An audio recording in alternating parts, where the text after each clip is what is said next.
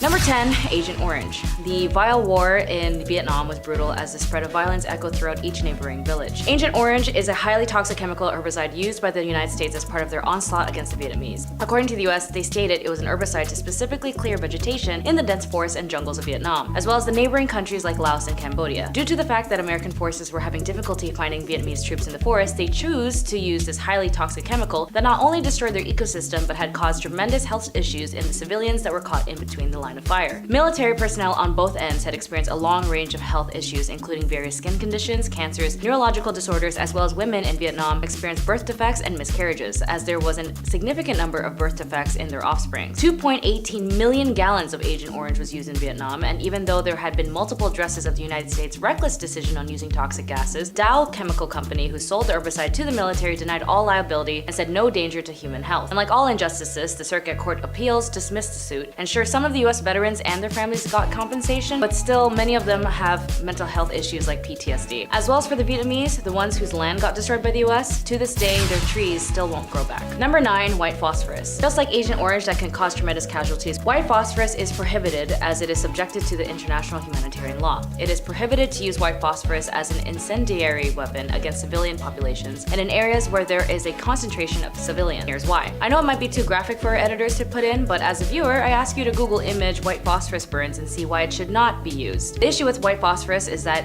it makes it smoke through burning, and because they burn extremely hot, they are difficult to extinguish, which as a result we see if you look up the images why the results look like the way it does. The burning particles adhere to skin and can continue to cause damage even after the initial contact, which is why we see multiple holes burned into the skin, as white phosphorus can cause deep burns, all the way down to and even through the bone, and it can reignite even after initial treatment. So if you can imagine being dropped on this on you as a civilian and you have your family with kids, the result is tragic and inhumane. Its everlasting effects can be vile and devastating, and just like Agent Orange in Lebanon, where they got attacked with white phosphorus from the Israeli forces, who right now is still bombing Gaza with white phosphorus, the burning of the Lebanese woods and forests include more than 40,000 ancient olive trees, exacerbated the environmental impact of the conflict. Number 8, targeting hospitals. When it comes to targeting civilians of nations when a war takes place, deliberating attacks on medical facilities and personnel depriving civilians of crucial healthcare is a war crime and an extreme punishment as a result of conflict and war. Hospitals and medical personnel are protected under international humanitarian law. Targeting hospitals and medical personnel intentionally and as tragedy of war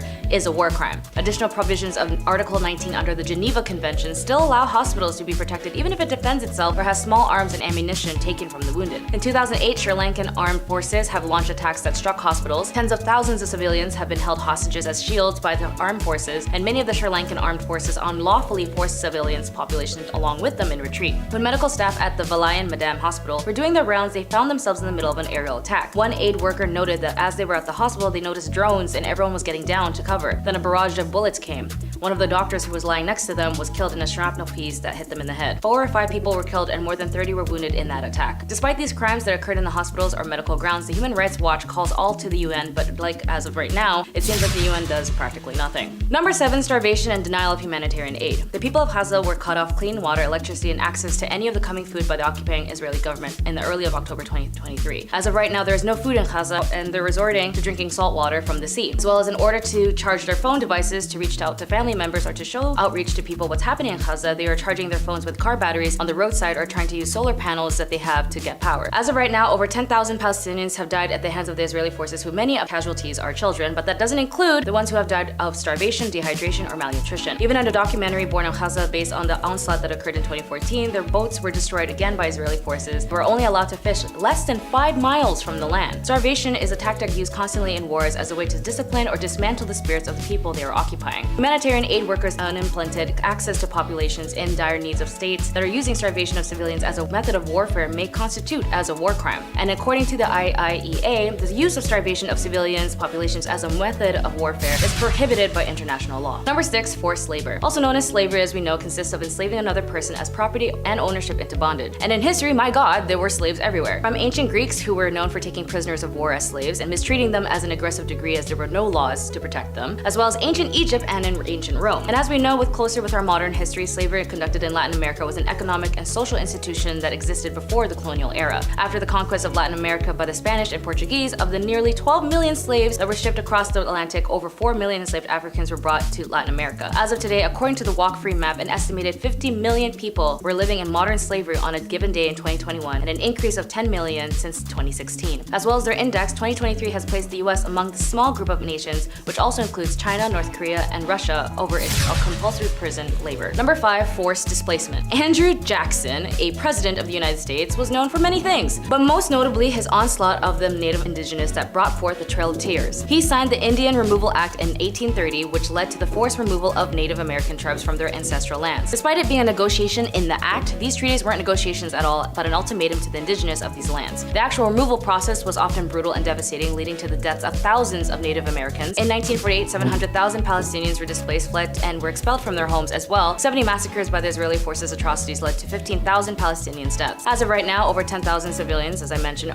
being them children, are dead as they've been killed by the IDF. And as of right now, civilians of the northern Gaza are forced to leave their homes towards the south of the border Khan Yunis, which now the Gazans call the second Nakba. History repeats itself in different fonts with the same brutality but different faces, and no matter the era, it repeats. And yet we wait till the current time passes to ask ourselves, wow, they did that back then? When in reality, it's happening right now. Like in Ukraine. Ukrainians who once lived in Ukraine are now displaced in refuge all over the world to avoid the war. And right now, like in Congo, an estimated 6.1 million people are currently internally displaced in DRC as of October 2022 and now. Which gives us another question. Why are these indigenous people on these lands refugees in their own country? Number 4, firing squad. Execution by firing squad is another war crime as well as punishment in the time of war. A firing squad is normally composed of several soldiers, all of whom are usually instructed to fire simultaneously, thus preventing both distribution of the process of one member and identification of who fired the lethal shot. To avoid disfigurement due to multiple shots to the head, the shooters are typically instructed to aim at the heart, sometimes aided by a paper or a cloth target. Jose Rizal, a Filipino revolutionary who aided in the spark of the Filipino resilience against the Spanish colonization and occupation of the land, died by firing squad. But because Filipinos are gang AF, he told them, don't shoot me from behind. If you're gonna shoot me, look at me into the eyes when you do it. The commander of the firing squad refused, and Jose did whatever he could to face death on his own terms, and when the sun rose with him dying, his last breath was consumptum est, which means it is finished. Firing squads were very common in the times of war as a way to kill prisoners of war, captive soldiers, traitors, and even civilians. Number 3, mutilation.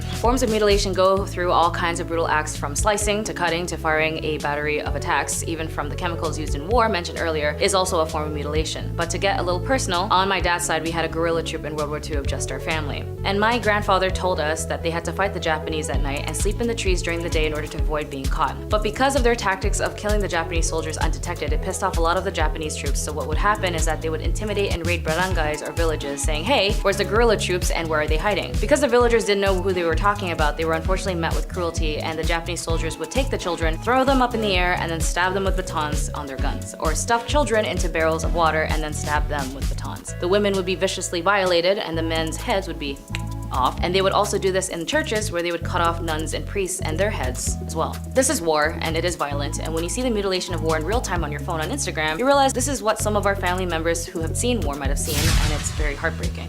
Number 2, ethnic cleansing. In Yugoslavia lies the heartbreaking Bosnian genocide, of which ethnic cleansing of Bosniak or Bosnian Muslims and the Croat populations were met with ultimate violence. Bosnian Serbs forced engaged in a campaign of ethnic cleansing, forcibly removing Bosniaks and Croats from their homes, often subjecting them to extreme violence, forcing physical harm and killing. This resulted in a significant number of refugees and internally displaced persons, and the international community initially struggled to respond effectively to the conflict. However, as the scale of atrocities came increasingly apparent, diplomats' efforts were to make broker peace led to the Dayton Agreement in 1995. The Bosnian genocide is a deeply tragic and painful chapter in recent history, and it serves as a stark reminder of the horrors that can occur when ethnic and nationalist tension escalate into violence. And finally, number 1, genocide. We know that the Holocaust is one of the worst in history in regards to mass genocide, as it resulted over 6 million Jews' lives who had died under Germany's cruel, violent government and occupation. And when it comes to genocides around the world, there are so little efforts to stop it when it occurs. In fact, there are some going on right now, as little as it being done, like in Congo, Gaza, and Sudan. And some may not know in history or might have forgotten other important, just devastating genocides in other parts of the world, like Rwanda in 1994. All in the span of 100 days with trauma, violence, statutory offenses, killings, and ethnic cleansings led to the genocide of 1,074,017 people of the Tutsi descent deaths. After the assassination of Juvenal, the Houthi president, the next day was when the genocidal killings began. Majority Houthi soldiers, police, and militia targeted key Tutsi and modern Houthi military political leaders. The scale and brutality of the genocide caused shock worldwide, but no country intervened to forcibly stop the killings. Most of the victims were killed in their own villages or towns, and many of their neighbors and fellow villagers as well. The gangs searched out victims hiding in churches and school buildings, and the militia killed victims with machetes and rifles, as well as massacred children who were hiding in a Polish church. War is barbaric, and world leaders should stop putting civilians at risk for their own self-interest. And just because we hear and know about the atrocities of war doesn't mean we should desensitize ourselves when we hear the numbers. These are real people. I mean, you're real. And so am I. And so are all the countless people I had mentioned whose lives were lost due to the result of selfish wars. And again, as a quote from Voltaire, history is the study of the world's crime.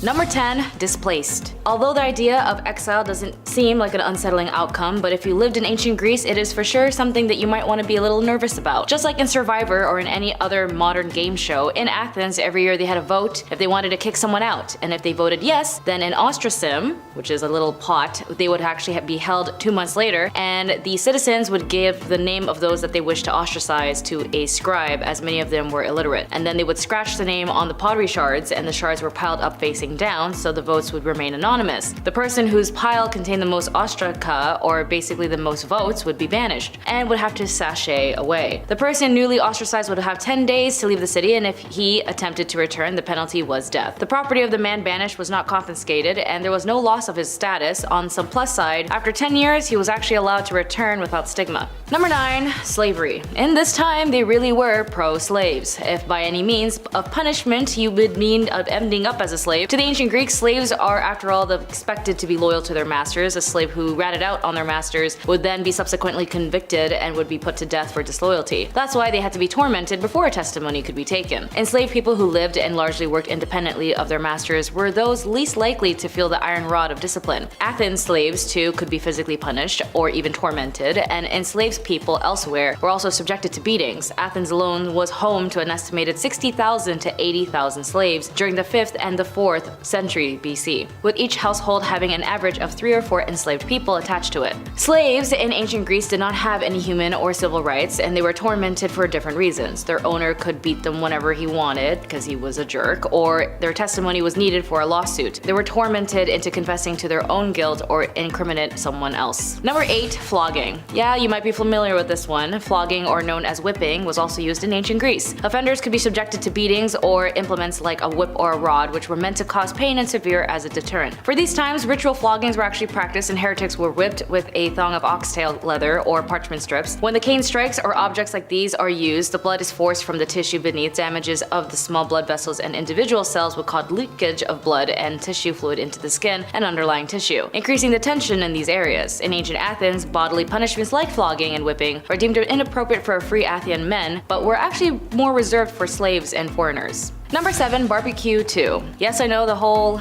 stick thing, but that's what they did. Like all other forms of punishment, the pike or impalement was the next course of the deal. The victim was inserted halfway up their back privates while held above the spike for longitudinal, and the spike would run them through as the gravity took hold, avoiding vital organs emerging through the skin on the shoulder or neck. For several days, a person might endure this. Instead, the torso was penetrated by the stake during transversal, either from the front to the back or other way around. Impalement was a very common practice across the Pharaonic Egypt, Europe, Mesopotamia, and the ancient Near East, the Neo-Assyrian Empire, and of course, ancient Greece. Number 6, I believe I can fly. In ancient Greece, another method of execution was the act of throwing a criminal over a precipice. This practice was not limited to Athens, but it was actually very prevalent in other regions like Sparta, Delphi, Corinth, etc. The execution would involve pushing the convict over a high, steep cliff where they would fall into a deep trench known as a Varathon in Athens. This particular form of execution was typically reserved for individuals who were convicted of religious or political crimes. The denial of burial rights further added the humiliation and disgrace brought upon the criminal, as they would be left unburied, their remains exposed and vulnerable to the elements, as well as the animals. Reference to this method of execution are not found after 400 BC, and the Athenians appear to have dug a new trench in the 4th century, but this was probably designed to receive convicts who were executed by other means. Number 5, rats. They really do love using rats back in the day, but to be honest, you'd be surprised that they use rats even as recent as 1970s in Chile and Argentina. Argentina during the Dirty War using the same methods. The method, if some might know, involved trapping rats in a bottomless cage atop a victim's abdomen. Burning coals were then placed on a small tray atop the cage, heating the metal from above. Desperation to escape the heat, the rats would begin to burrow only through the soft surface that they could find, which is the victim's flesh. With sharp claws and teeth, the rats would quickly gnaw their way into the victim's bowels, causing excruciation, pain, and terror. The technique particularly came in handy when,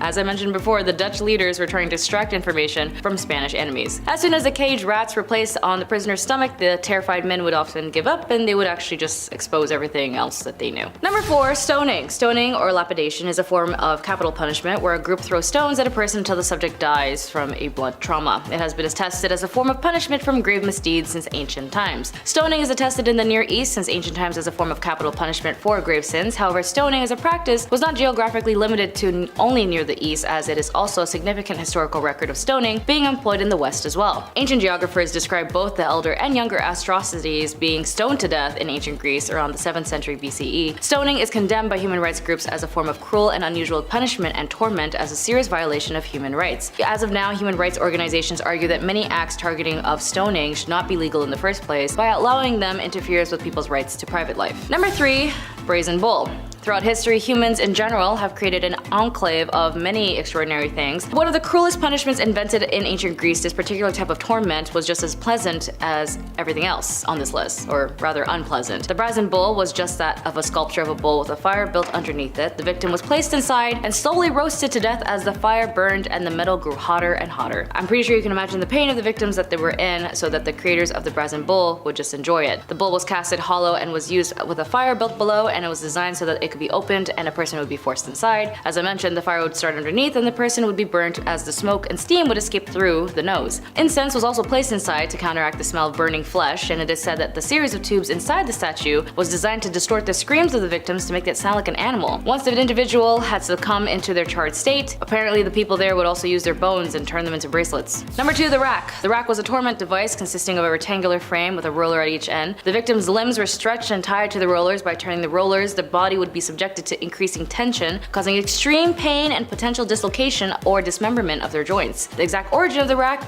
is pretty unclear, but the earliest mention of its use was in ancient Greece. The rack was often used as a torment method to extract confession, with the execution itself coming anyway from another method. Nevertheless, victims would perish on the rack, and for those who did not, it was far more likely more painful for the persecutor to the method of actual execution. The most infamous case of the rack as used in ancient Greece was associated with Herostratus, an arsonist who was set on fire to the second temple of Artemis in Ephesus in 356 BC. Finally, number 1, crucifixion. This form of execution was mostly associated with the death of Jesus, was rather practiced in ancient Greece, but there is at least one mention in the historical text of the Greeks condemning someone to this slow and excruciating death. According to the Greek writer Herodotus in his histories, there's an account of the execution of a Persian general by the Athenians around 479 BC. The Persians had burned Athens just a year prior in 480 BC, so the harsh punishment may have reflected the intense anger of the Greeks. In any case, Herodotus wrote that they nailed him to a plank and hung him, and this, as you know, is a form of crucifixion. Number 10, debtors' prisons. Debtors' prisons were institutions where individuals who were unable to pay their debts were incarcerated until they could settle their financial obligations. The primary goal was to compel debtors to repay their creditors. Conditions in debtor prisons were often harsh and overcrowded, as many people owed a lot of money. Inmates lived in cramped and unsanitary cells, and they were provided with minimal amenities. Health and hygiene conditions were generally poor, and unlike modern bankruptcy laws, which would allow individuals to declare bankruptcy and have their debts discharged, in the Victorian era, individuals could be imprisoned solely for just owing money. So if I had student debt, I'd be in jail by now.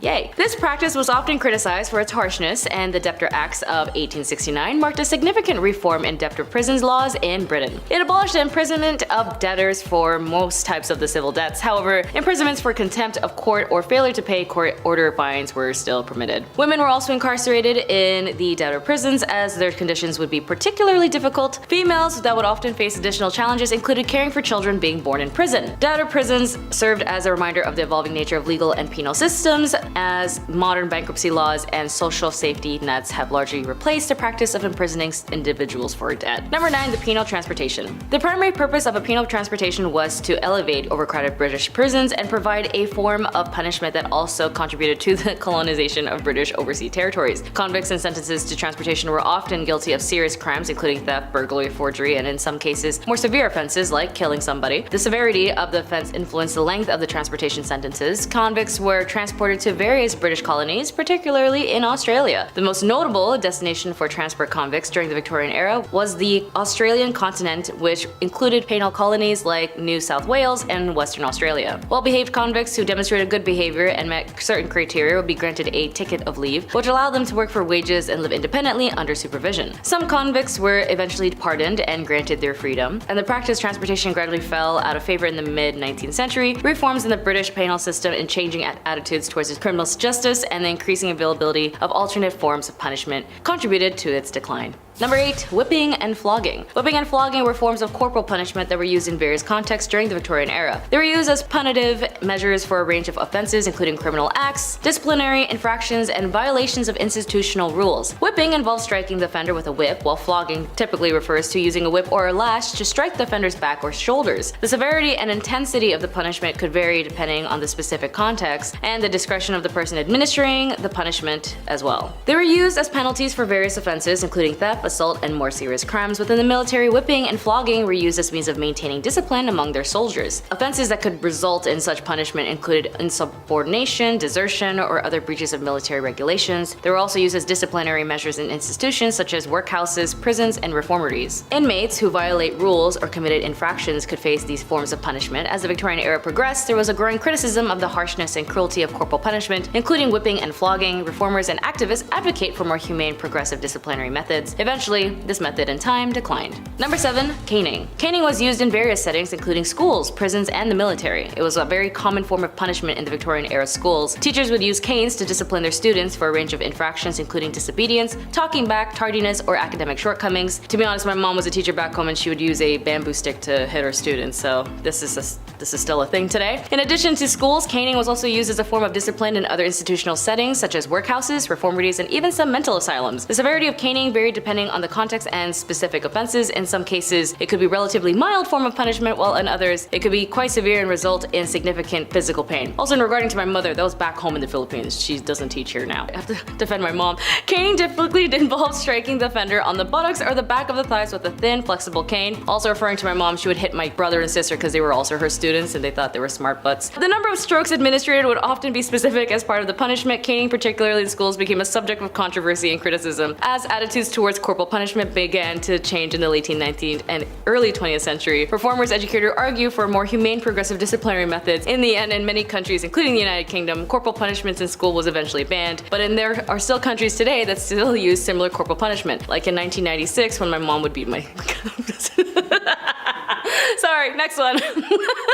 Number 6. Domestic harm. Life being a woman in the Victorian era, or just in general in any historical time, was pretty limiting and controlled. And with the sacrifices and determination of these women, they ensured that women like me were able to gain access slowly but surely to equal rights. Yeah. But sadly, when it comes to marriage or some of these women, they were also at a risk of being in harmful relationships, so it was extremely normalized at the time. Violence against women when the lack of protection was common as there were no laws for the physical violations they had to endure. After all, when you got married and everything you owned belonged to your husband, so did your body, with or without your consent. Domestic violence was an issue that captivated the Victorian imagination due to the unprecedented visibility that domestic harm began to receive in the press and the emergence of an ongoing debate during the 1840s and 1850s about the domestic harm and other marriage issues that affected women, and like all laws, slowly opening gateways to other clauses. In 1828, Offenses Act that targeted working class violence helped a cultural shift on the subject, and domestic violence became a topic to the public. Number 5. Hard labor. The primary purpose of hard labor was to impose a punitive and deterrent measure on individuals who had committed crimes. It was intended to be a physical, demanding, and arduous form of punishment. Convicts sentenced to hard labor were often assigned various types of physical, demanding tasks. These could include breaking stones and digging trenches, quarrying, road constructions, and other labor-intensive activities. facilities. Hard labor was a common feature of the penal systems, including prisons and workhouse. Inmates who had just been sentenced to hard labor was required to perform these tasks as part of their punishment. Conditions for individuals engaged in hard labor were often harsh, and they typically worked long hours, sometimes in very difficult weather, and were subjected to strict supervision and discipline. Number 4, women who were in prison. In some revolutionary standpoints, being in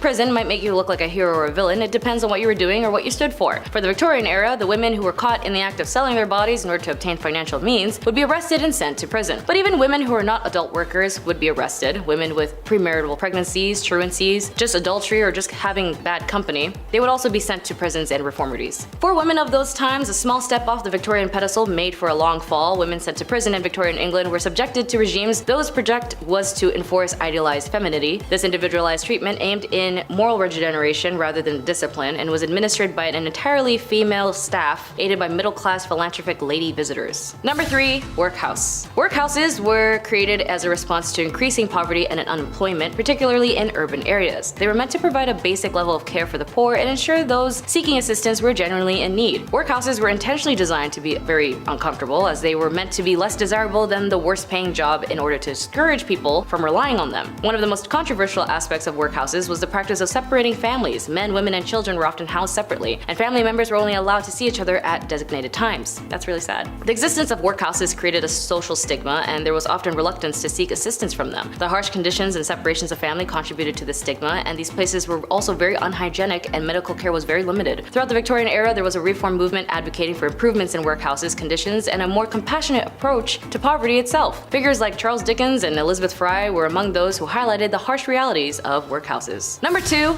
asylum. Asylums were created to address the increasing number of individuals who were considered mentally ill or insane. The primary goal was to provide a safe and controlled environment for those suffering from mental disorders, but in reality, it was also more common as a place to stop people in, especially if families didn't know what to do with you. There were good and bad asylums, but in ones that were very bad, they were super bad. Some doctors would commit in malpractice as well as mistreatments to their patients. In an investigation by a very passionate and amazing writer named Nellie Bly, she had experienced firsthand on the field of the mistreatments, devastating conditions, and harm patients had to endure. In her report published in 1887 and later published as a book, 10 Days in the Madhouse, it caused such a sensation it prompted the asylum to implement reforms and shed light on the significant impact on American culture. Finally, number 1, hanging.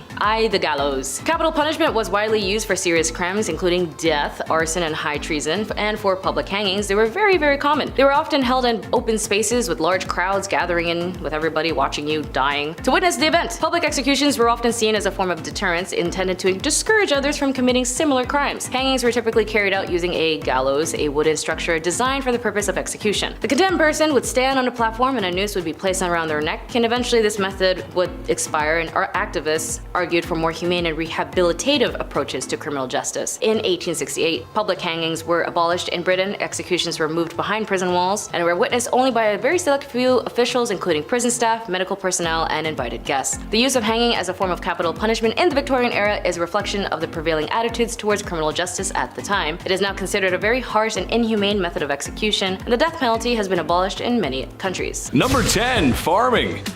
In a world with a lack of food, not because I ate it all, which is honestly a good reason, peasantry had to work on their farms, not only to feed the rich, but also themselves. So if the men in your household are ill or sick, then that means it's Rivet Rosie time, or Farming Fran time, whatever you want to call it. I don't need to tell any farmer out there how tough their job can be. Being a medieval woman farmer, that's tough. Also, they probably weren't allowed to wear clothing that was more suitable for plowing fields. And of course, there's a woman trying to do a man's job. How dare she? People just should have let them be. There's a good chance the crops wouldn't make it either. A green thumb would have come in very handy. A tough job nonetheless. Number 9, beer maiden. This one goes out to any woman who's ever had the pleasure of working at a certain restaurant that's fixated on women's chests. You know the one I'm talking about. Or any woman who had the absolute pleasure of working at a golf course clubhouse. Keep your mitts to yourself, you filthy animals. I can't imagine the bar maidens of ye olde times had better luck. There really aren't a lot of laws to protect them either. But basically, they helped serve ale in the taverns and inns, which brought in all kinds of unsavory types. Mind you, it's not as bad as it would be in Skyrim or, other fantasy RPGs, but it's still a sour bunch. Sometimes there were just barrels of ale and the maiden's job was to simply just keep filling the tankards and handing them out. I'm sure she was well respected and not even once ever had her personal space infringed upon, right? Of course not. No. Number 8, caring for children. Hey, someone had to do it.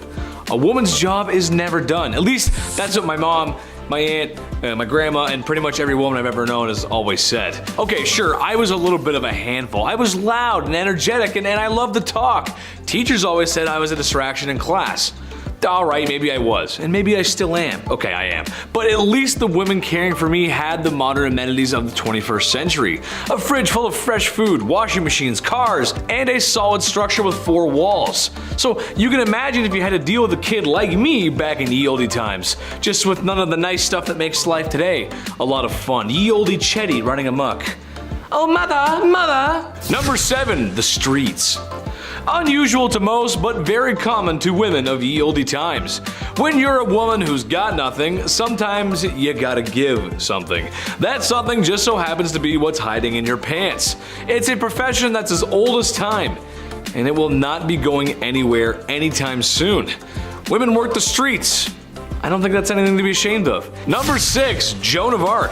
It doesn't get more unusual than the savior of France. England and France were having a go at it, if you will, which, if you know history, was like round 12 of 100. Anyway, it wasn't going too well for France. It was going rather poor, actually. The same kind of poor I got on my report cards under the paying attention section.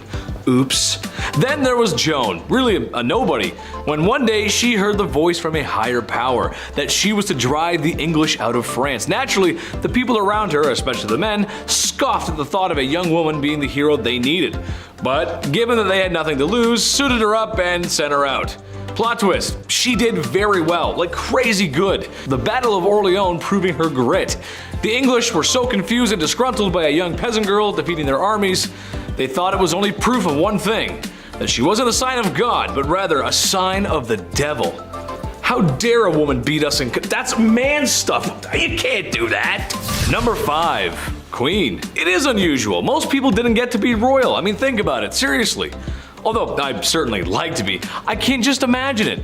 King of the internet, king of the black hoodie, nice, or king of the Chinese buffet. My point is that while women in medieval times didn't get the respect that they deserved, and every girl does, queens just had it better, and that's unusual. The queen might not have been as well respected as the king, but compared to the peasantry, she was fed, had 4 walls around her that didn't leak or wind would, seep through or blow down, and wasn't working herself to the grave every day to provide for a king and queen that didn't think very much about them. That's a really hard life to live. Number 4, cooking. Chief, somebody had to do it. Although, there's something that tells me the food wasn't that good. This isn't exactly Gordon Ramsay's 5-star cuisine. Beans, cabbage, eggs, onions, bread, and of course beer or ale to wash it down. The peasantry just didn't have the same access to food like royalty did. Although with a list like that, it sounds like it's a fast-track way to an upset stomach or some really grody gas, dude. It was women who would often be preparing those delicious dishes. Besides the hours I would spend on the commode after visiting a commoner's house from eating that, the taste is something worth talking about, I think. When you guys are cooking chicken, for example, what are your favorite recipes, spices, flavors? Let us know in the comments, I'm curious. My favorite chicken is barbecue chicken. Brush a little Diana sauce. Medieval folks just didn't have that. More upsetting than that is the lack of spices in general. While there were some, anything not local would have been crazy expensive and not available to common folks. Medieval women did the best with what they could when they had it. That's just how it goes, Chief. I talked to him, he's a chef, he said it's alright. Number 3, nuns. It makes sense, honestly. Becoming a woman of God was honestly a good career choice for a woman. For starters, you become a woman of God, and that means you're protected under his vision. Thank you, Jeebus. And people need that back then, seriously. Secondly, it would also give you a place to live. Some nuns stayed in one town and others traveled where needed, staying in monasteries and convents where it was possible, and probably more comfortable than living in the mud and stone huts that the serf women were living in. And lastly, they got rulers and sticks, and if someone was bad, they would punish them when they misbehave. Oh, sorry, sister. I didn't mean to say naughty words in the classroom. I guess you'll have to spank Chetty now. Ooh. All jokes aside, this might have been one of the best things for a woman to be, besides royalty or marrying rich. It's just how the times went. Number 2, landowner. I was shocked by this one too, honestly, but yes, women could own land. Sort of. It wasn't a blanket green light. It's a bit more confusing than that. Some could, some couldn't. There was a few rules here and there. They were stupid man patriarch poo-poo rules, but rules nonetheless. In Normandy, for example, only men and their sons could possess land ownership. In the Basque region, both sons and daughters could inherit land. In England, both could, but if there were any surviving men or brothers, then they would be considered first, and not women at all sometimes. So, no, it's not as open as today, and you probably would catch some strange looks as a woman rolling up to an empty lot and staking your shovel in the ground. It makes life a lot easier if there aren't so many rules, and I know you guys agree with me at home. The less red tape, the better, right? And be nice to girls, be nice to women. Number 1, artists. This one hits home. I think Chris can agree with me on this one. A lot of male artists, writers, and poets get remembered from history, but there was a few decent female ones too. We gotta give them some spotlight. It sucks that males get all the spotlight. To me, this makes sense. In my experience, a lot of girls I knew growing up had natural talent for arts. I remember growing up in school, and art class was always one of my worst subjects. No, not because I didn't follow directions, but my art never came out the way I wanted it to. I didn't feel the motivation, babe. I couldn't see the motivation. Most of the girls in art class just passed with flying colors. No pun intended. And for writing, well, besides my dyslexia, if you looked at a paper I wrote in the 6th grade versus a girl from my classroom in the 6th grade, what's the difference? Well, you can actually read hers. Mine are terrible. All grade school antics aside, notable artists and writers include Clarica Gouda, that's a cool name, and Hildegard of Bingen. Names you might not know, but for sure are worth a Google search. Number 10, Queen Victoria. It's all bloody herself, Her Royal Majesty and Queen of the British Empire. Queen Victoria. She's responsible for a lot of things, including a nice long holiday in the summer where dads get to be irresponsible with fireworks. Nice. All fun jokes aside, she was the queen of the monarch, and she wasn't the worst queen ever, but during her reign, the British Empire had never really been stronger, as it took part in absorbing many smaller nations into the empire. And they didn't ask nicely, if you catch my drift. India, China, and a lot of parts of Africa. Africa had a rough time back then. It was pretty hard for that continent. They all felt the wrath of the Queen's expansionist fist. It's really sad, actually. Goddamn. Number 9, thieves. Times, specifically in Victorian London, weren't the best. It most certainly wasn't the cleanliest place on earth, and there were orphans asking for more porridge. I don't know. I didn't read the book, guys. Sorry. Lack of rights, social expectations and pressure, and a lot of double standards. Honestly, it just wasn't an easy time for women. Well, it shouldn't really come as a surprise, but thievery and pickpocketing were often done even by women though. I mean, what choice do you have at that point? The idea of ladies was so ladylike or elegant that it wasn't possible, or at least people thought it wasn't possible, that they could be criminals. What a backhanded compliment. Are women a criminal? I certainly don't think so, sir. It's not possible. It's very possible. There are tons of thieves and pickpockets. That's just ridiculous. Number 8, Jane Toppin. Take a trip with me to Boston. We can see Bunker Hill, Old North Church, and Faneuil Hall. Ooh, cool. We could also visit a very nice nurse from the 1880s who was taking care of the elderly. Jolly Jane, as she became to be known, was a nurse who took care of the elderly. And by take care, I mean the same way you took care of your first hamster. Yeah, not so great, was it? Now, how did he know that? I know. She would dose up the old geezers with a healthy Keith Richards-sized dose of morphine. Yeah! There's only so much rock stars that can handle that level of rock and roll. And guys, Grandma and Grandpa, they're not one of them. They can't handle that kind of stuff. After that, she would lay down with them and just like chill with the body, because that's what you do. Ugh. Before she was caught, there was an estimated 31 grandmas and grandpas not at the dinner table after having her as a nurse. I'm just gonna lay down right beside you. It's gonna be great. Just gonna lay down. Number 7, Typhoid Mary. My mom wasn't the best cook on planet Earth, but God willing she tried. You know, she really put in a lot of work. Excuse the meme here, but she makes a mean spaghetti though. God, I love mom's spaghetti. I really do. And her cookies. Oh, she makes the best cookies. Everyone should agree with me in the comments section so I can show my mom and tell her she hasn't made cookies in a while. Tell my mom to make some cookies. It's time she makes cookies, man. They're so freaking good. They're the best on earth, I swear. Well, my mother is okay. She doesn't make up the Gordon Ramsay standards. But that's okay because no matter how well Typhoid Mary made the lamb sauce, it was always gonna make people green. as Typhoid Mary was an asymptomatic carrier of typhoid fever. Yes, that's what we're talking about, Typhoid Mary. Crazy enough, after she found out that she was asymptomatic with typhoid, she insisted upon cooking. She kept going, which got more people sick. Surprise. She was forcibly quarantined multiple times in her life. You can't make this stuff up. Please stop cooking, you're sick. I'm gonna do what I want, you can't tell me what to do. Number 6, Belle Starr. You know, for those who enjoy adult entertainment, her name kind of sounds like it came from there, right? Anyway, she was a cowgirl and outlaw in the 1880s and in the Lone Star State. She was married to an Indian and oftentimes as a couple would offer help to other outlaws needing refuge at their ranch. In 1883, her and her husband were caught trying to steal a horse. Very RDR of them. And spent time in the old slammer. They continued their outlaw ways until it all went Dutch Vanderland, meaning it didn't go very well. One day, like any other good Western, a stranger had come to the ranch, kind of out of nowhere, and gave Belle Starr a taste of the law. Just happened to be with a big iron. To this day, nobody knows what happened, who the stranger was, or why she was bang bang. No one knows. No one. It's crazy. There should be a movie about that. Big iron on his hip, all fancy anyway. Number 5, Mary Surratt. I actually didn't know this one, but perhaps maybe our American audience remembers. Some will recall a time when America was divided in twain. After all, a house divided amongst itself cannot stand. A certain top-hatted, bearded president did his best to restore the Union. It took a lot of years and lives, but he managed to do it. However, some were still not pleased. A one John Wilkes Booth, to be specific, had to ask the president a leaded question, if you catch my drift. Well, after assassinating one of the most beloved presidents in American history, he needed to hide. You gotta hide after that. And Mary Surratt was the woman who'd let him hide. So I think aiding and abetting, as well as harboring the most wanted man in America at the time, counts as scandalous.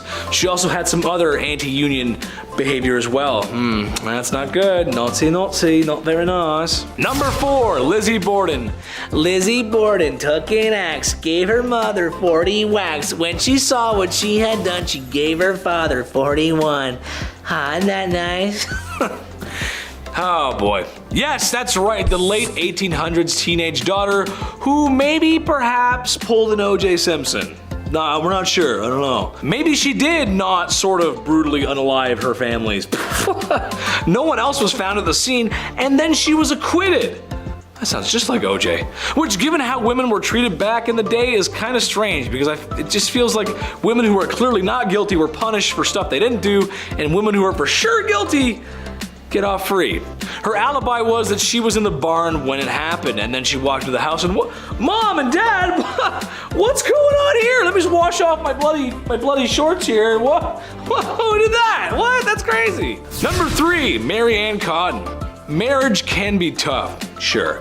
But Mary Ann Cotton is the reason today you can't collect on life insurance when your spouse mysteriously, get your finger quotes out, mysteriously passes away. It all started when she predicted the passing of her stepson. And then it happened. That's weird. After that, it was her husband here and then another husband there, and well, it's starting to get a little fishy, don't you think? Well, once these unexpected passings were looked into, they all had something in common, something in their tummies. Arsenic. Yes, she was getting rid of her husbands and then trying to claim the insurance money. Evil, but ahead of her time, like 50 years ahead of her time. That's insurance fraud. That's interesting. Well, it's also like cold-blooded, calculated unaliving, you know, but insurance fraud too. Number 2, Tilly Kilmick. Okay, how about a literal psychic who knew when all of our late husbands were going to pass? In the late Victorian era, Tilly Kilmick was first found predicting the passing of scruffy wild dogs in the ghettos of Chicago. It's kind of a weird thing to say, like, yeah, see that dog? That dog's not gonna make it. The dog? No, he's not gonna make it. Anyway, somehow she always knew when they were going to expire. Then it was her late husband of 29 years. That's kind of strange, 29 years, and he ends up, that's weird. After cashing the insurance money, which she got immediately, she started dating immediately, where oblivious man after man kept passing, and very shortly after she married more and more. Well, she was a regular Mary Ann Cotton, to say the least, as she too was using arsenic on her husbands to collect insurance money. She eventually was arrested, and her stipulation for being in prison was that she was not allowed to cook for anyone. I think that's fair. That's good. Don't let her cook. That's a good idea. Number 1, ladies of the evening. Love them, hate them, or spend a lot of money on them in Vegas. That's Las Vegas, baby. The era was defined by them, especially in London. Whew, baby. I mean, at night, you really couldn't walk anywhere without a fair lass daintily waving her hand in hopes of luring in a customer, which wasn't really an issue given that bedroom-related sicknesses were at an all-time high. Syphilis specifically had shockingly high percentage of the population and would make you think twice. Well, it would make us think twice, it would make me think twice, but people back then, they kind of just went for it.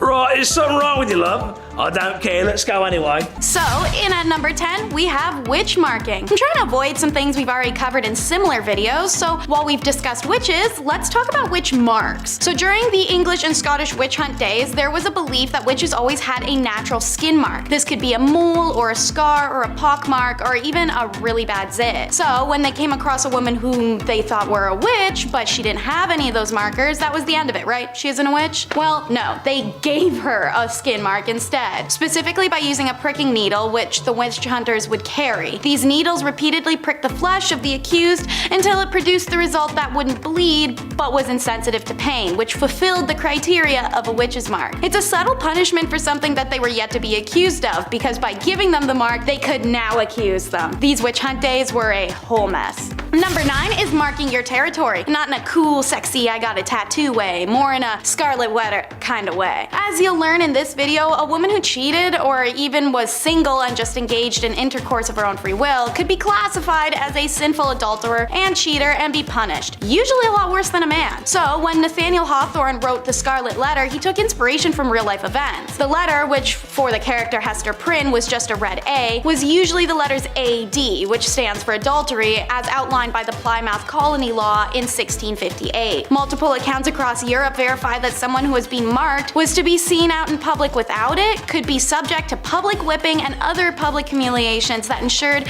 a person's social alienation. Like in The Scarlet Letter, when Puritan minister Arthur refuses to admit his sinful side of the act with Hester, he's branded with an A in his chest. In a man's case, while this was of course painful, it was allowed to be hidden. He also didn't have to face the societal consequences the way any woman would have. For number 8, we travel to discuss status degradation. While it still persists today, not everyone knows what it means. So essentially, you do something wrong, oopsies, you lose some of your basic human rights. You could steal something, have relations out of wedlock, cheat on your partner, miss some work. Every empire that has used this tactic has had a variety of ways that you could mess up and receive this punishment. Naturally, in times where a woman was property and couldn't buy things, own things, or do things, or breathe without having a man side-eye her for it, this was a monumental punishment to receive. Under the Roman Empire Augustus, who reigned from 27 BCE to 14 CE, a woman guilty of adultery could lose several rights as a citizen and suffer a financial burden. Noblewomen in the Kingdom of Korea during the Chosun dynasty faced a similar degradation of their societal status if they were found guilty of remarrying as a widow.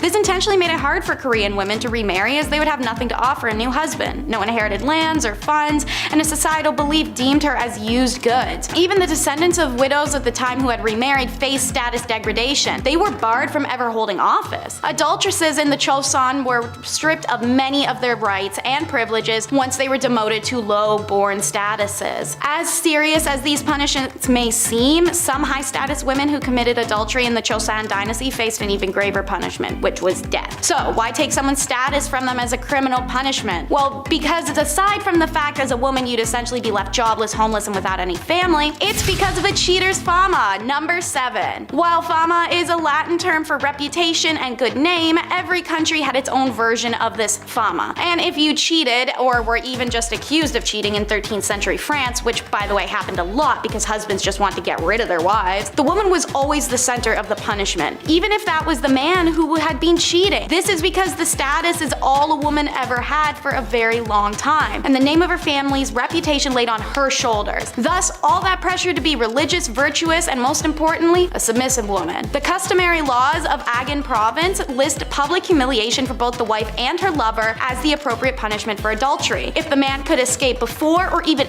after arrest, he could get off without any punishment, and his partner had to face her punishment alone. The woman got no such reprieve, even if she was just the mistress he cheated on his own wife with. In fact, if she tried to escape arrest, it warranted death sentence. Women whose fama suffered through public shaming walk of atonement were no longer deemed honorable members of society, and seeing as standing of individuals before law at the time was often based on their reputations, what others thought of them, and how they behaved in public, she'd be left, as I said, homeless, familyless, and dejected. For my Game of Thrones people, think Cersei. Number 6 is no protection. Get your mind out of the gutter. That's not what I'm talking about. I mean, there's no protection from capital punishment. While civil laws were easier to work around by just getting married alone, you can borrow money or property, you can buy things that you couldn't before and sign contracts, the criminal law didn't bend to a married woman, as she faced the same penalties as an unmarried one. Now, there are technically one exception: pregnancy, but only because it could potentially be a boy, which is insane. Additionally, all women were exempt from certain torts, such as the breaking wheel. But man, when a woman got capital punishment, it was the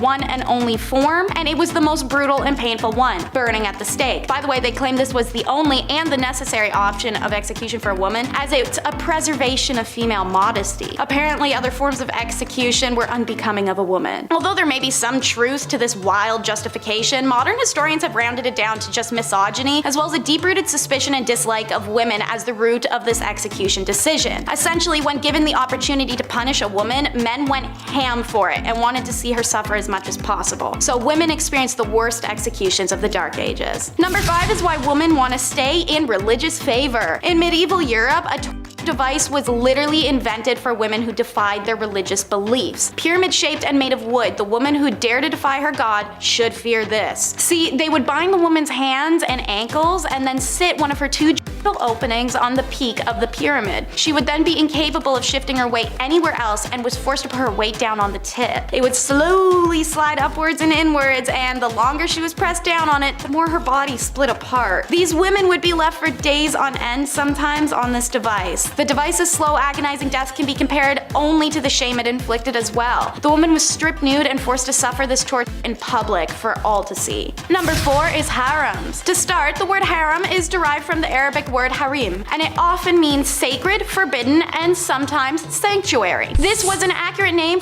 as only women's household members and some related male members were allowed to enter a harem, which was an honored women's space. The harem was the ultimate symbol of a sultan's power. His ownership of women, mostly slaves, was a sign of wealth, power, and sexual prowess. The seclusion from public gaze also inflated this power more so. But a royal harem could be a place of filth and stink where chaos and emotions ran high. This was the price of being property. Used by the emperors and his sons, you could either be favored or so hated that one day you vanish and rumors of your exile whirl amongst your peers. These ladies usually did not have the liberty to move out of the harem as they liked, but inside the harem they could move around as they pleased. There was no sisterhood in them either. Socializing amongst themselves was usually not friendly, and jealousies were shown directly. Makes sense, as status and position of authority in the harem were determined by the place that they had in the emperor's favor, and to give the king his first male child was a great competition in this regard, resulted in unpleasantness through the royal harem. Everyone tried their best to please the emperor and turned her bad qualities like jealousy, aggression, or short-tempered attitude onto other women. Seeing as many of these women were stolen from outside the empire, let alone inside, frustration with language barrier and culture clash was also a huge source of contempt. Sometimes the women would lie to the sultan to have others disposed of, or they'd simply gang up on one another. Regardless, harems were places of drama, inequality, and a race to be favored as a ticket out of sexual servitude. Hidden sexuality is number 3. There were plenty of mainstream laws in medieval and middle Europe against male homosexuality, and while it wasn't considered as serious, lesbianism still posed a threat to the ideals of a male-centric societal order. A law written in 1260 France stated that women caught engaging in homosexuality shall undergo mutilation on her first and second offense, and on her third she must be burned. This is one of the only laws to specify consequences for lesbianism, but the 13th century and Christian perspective of sex radicalized further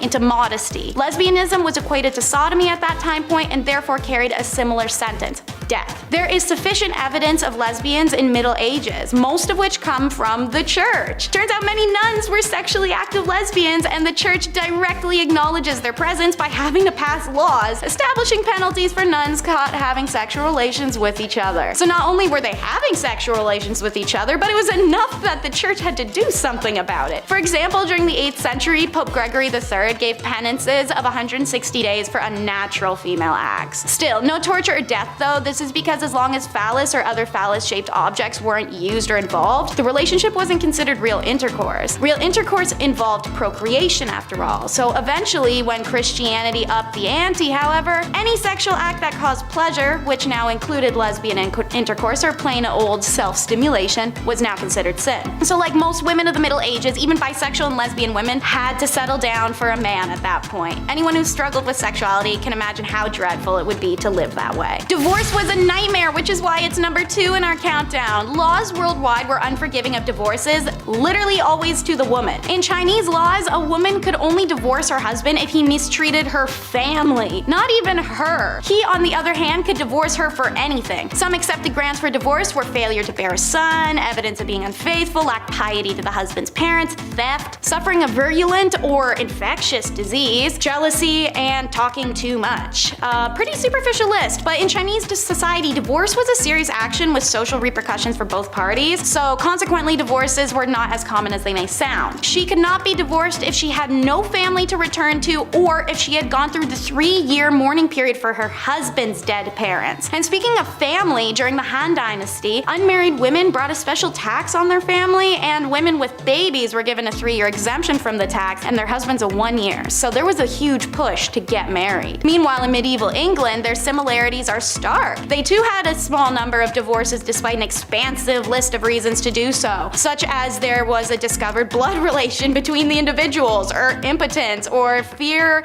used to obtain consent, marriages entered into under false pretenses, things like that. In many of these cases, the lack of sufficient evidence made them difficult to prove and thus deterred people from taking their cases to court. And number 1 is the tradition of foot binding. It existed for around 10 centuries, and there are women alive today who still have feet that are the result of feet binding. Foot binding involves systematically breaking the feet and shaping them inwards. This tradition started in the 5 Dynasties 10 states period of the 10th century, when beloved concubine of the emperor built a gilt lotus flower stage and performed a dance on bound hoof-shaped feet. Being a beloved concubine, the other concubines of the emperor attempted to imitate her feet to curry his favor. So foot binding began within the royal court and spread through China as the next fashion fad. It's done in a ritualistic ceremony accompanied by a variety of traditions to ward off any bad luck. They began by tucking the toes under the feet and using a long, tight ribbon wrapped up to the ankle to hold it all in place. Anytime the foot grew, they broke it inwards more, a process usually taking 2 to 3 years. The foot would remain bound for the rest of a woman's life. There is a whole list of issues this caused. Outside of extreme agony and being a handicap, it caused some women pain for the rest of their life. Their walk was changed, as was their posture, and the idealism of a slim body to lighten the pressure on one's feet was all the rage. The binding of feet actually caused the women to develop strong muscles in their hips, thighs, and buttocks, so much that the characteristics were considered physically attractive to Chinese men of the area,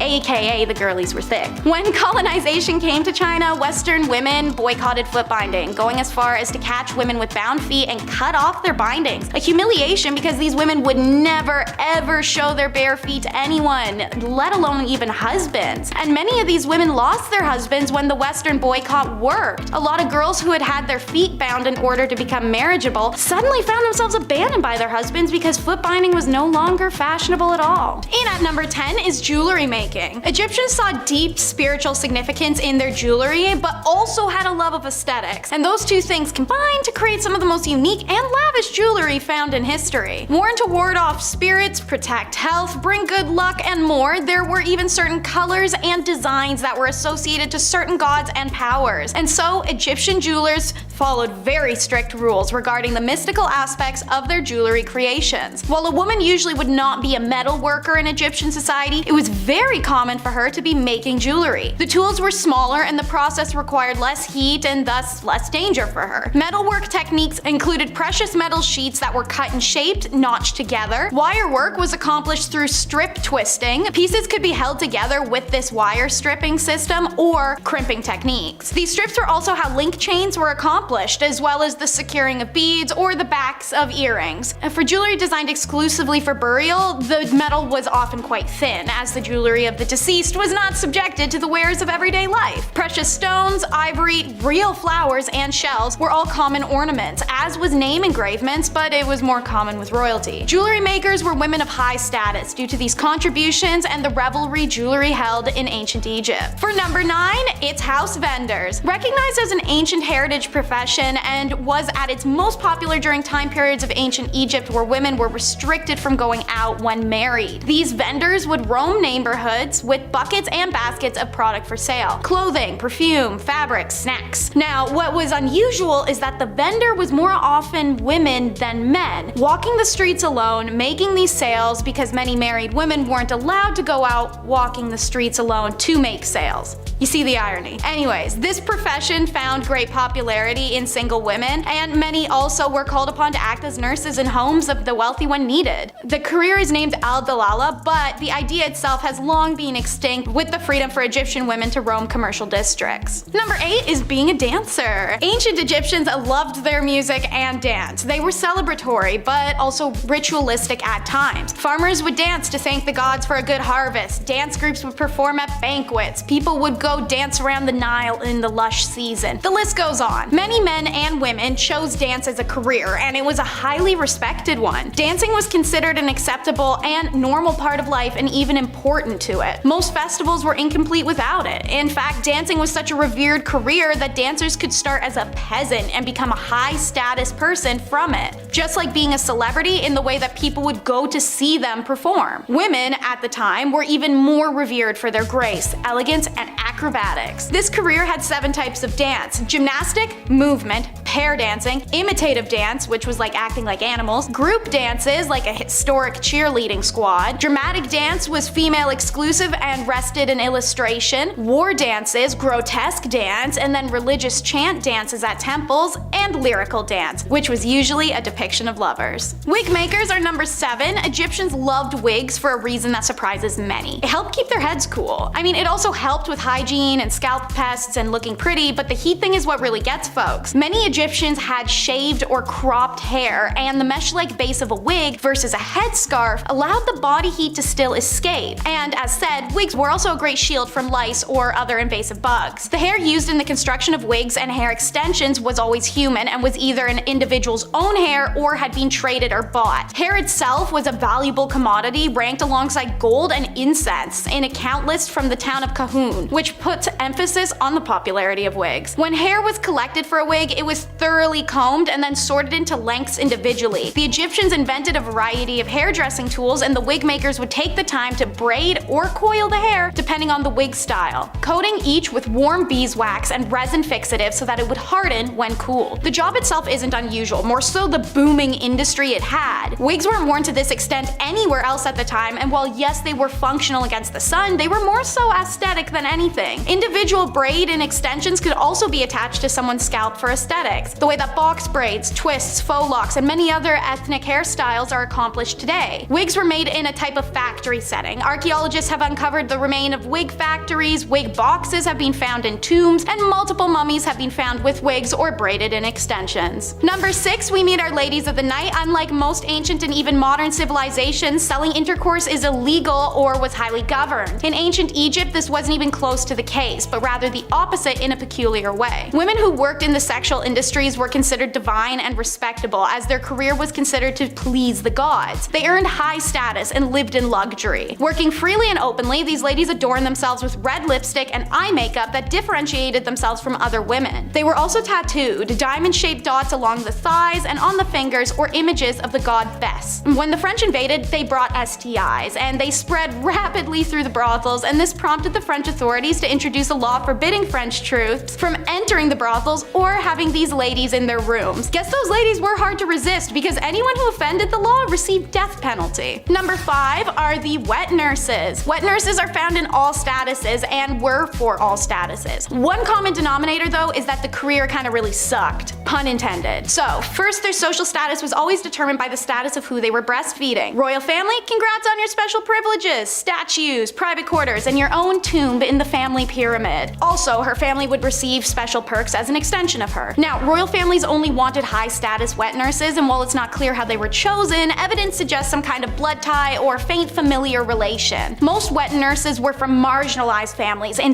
lower socioeconomic statuses and worked under conditions and pre-definitive wages. Wet nurse requirements for any status were intense. She'd have to have given birth at least twice, have a large but healthy body due to the belief that large bodies were more nourishing. Despite that, her breasts should be medium. Too small, not enough food. Too big, the baby's spoiled. In addition to all of these prerequisites, the wet nurse should be sweet-tempered, affectionate, and responsive to her charge. She should also abstain from intercourse because it could reduce her affection towards a child, and they also said no alcohol. A good call, knowing what we know now. Wet nurses were women exploited for the products of their bodies. As slaves, they were coerced for their milk. As lower social status women, they were employed for their bodies to enhance their inadequate domestic status. Even her own household suffered physically and monetarily if a wet nurse defaulted or failed a contract. On the same page, surrogates are number 4. This is a widespread practice in Egypt. The first story of surrogacy found in Genesis 16 of the Bible was the story of infertile Sarah having Egyptian Hagar carry her child for her and her husband Abraham. Even Egyptian pharaohs had used concubines to produce heirs. They often married their sisters or aunts, and children born of these marriages were most of the time not in great or functional health and wouldn't survive. Any child born of a concubine for a pharaoh was accepted as his lawful offspring. Now, they were quite limited in their rights, and they could only inherit the throne in case of the absence of another more entitled heir. Surrogates experienced similar contracts and status leveling as wet nurses. They were desired to be mothers already, have a bigger, healthier body, and naturally beauty was a desired element as well. Women of low status who made a career of surrogacy often died in childbirth or from hemorrhages due to the repetitive birthing process, but for some, it was the only career they could have. Priestess is number 3, and so while it was a male-dominated field, many women were employed as a priestess or a high priestess at the temples around Egypt. Mostly from upper status, many were married to the priests, which they owed their position in society. Despite this, they played roles in the temple rituals, such as servicing goddesses Hathor, Neith, and Pakhet, or working as dancers, musicians, singers, and acrobats in the temple. The most important priestess was known as the god's wife Amun. This woman was usually the daughter of the pharaoh or sometimes his wife. She usually held a very high position in court and performed important rituals to honor the god Amun. The priestess was in charge of managing the gods' affairs, attending to ritual dances and performances, shaking their rattles and rattling their necklaces, which were long and heavily beaded objects. By the beginning of the New Kingdom in 1550, the title Chantress of Amun was used, and it was usually the wives of the priests who gained these elevated positions as well. The concept of a woman as a priest was unheard of in many kingdoms. A high priestess and the reverence and traditions of female gods being led by women were unusual to outsiders of Egypt, who oftentimes restricted most priestly activities to just men. Number 2 is professional mourners. Okay, so here's a weird one. Professional or paid mourning is an occupation not only found in Egypt, but in China, the Mediterranean, and Eastern Europe. This practice is literally paying a stranger to attend a funeral to lament, deliver a eulogy, help comfort the family, entertain, or lay on the ground wailing. There's some range here, depends on what kind of funeral you want to have. These paid mourners made ostentatious displays, messy hair and smudged makeup, wailing, pounding on the ground or their chest, throwing themselves about as they smeared dirt and sand all over their body while they screamed. It's a full spectacle. Now, another depiction of the paid mourners in Egypt is a little more chill. 2 women impersonating the goddesses Isis and Nephthys. They were believed to play a special role in someone's death. Most inscriptions of a funeral, whether they are present as paid mourners, they are on each side of the corpse and their bodies are fully shaved. These women also had to be childless and have a tattoo of either Isis or Nephthys' name on their shoulder. Most evidence of professional mourning is seen in pyramids and tomb inscriptions, such as women holding their bodies dramatically in sorrow, braced over a casket with tears flowing. If you were a theater kid, this was definitely the type of job for you. And number 1, it's the female physician. Egypt is a difficult one with historians. There's been a lot of largely ignored discoveries due to the opinions of those those who found them. The evidence of women in ancient Egyptian medical fields is part of that because, as it turns out, their physicians were actually primarily women. Evidence shows women in the medical profession going back into early dynastic period Egypt when Merit Ptah was the royal court's chief physician in 2700 BCE. She was the first female doctor known in world history, but there is another unnamed female physician who is listed to be the head of the Temple Neith Medical School in 3000 BCE, so maybe not. But either way, the first female doctor was in ancient Egypt. Women were highly respected throughout Egypt's history, and many of their goddesses represented facets of health. Neith has been associated with the invention of birth, and Hathor represents fertility. 4 deities associated with healing are Heka, Sekhmet, Serket, and Nefertum, which are all female. So, bizarre claims you may have heard that no women are involved in Egyptian medicine don't accord with the values of their civilization, which were incredibly equitable. By this reasoning, there were no women involved in anything of note anywhere in the world until the modern era, because history books make no mention of their contributions. But it's all up to say. You're better off without them, apparently. Number 10 in the countdown. The Christian view of women in ancient Roman society came in and, like the religion itself, quashed the pagan beliefs preceding them.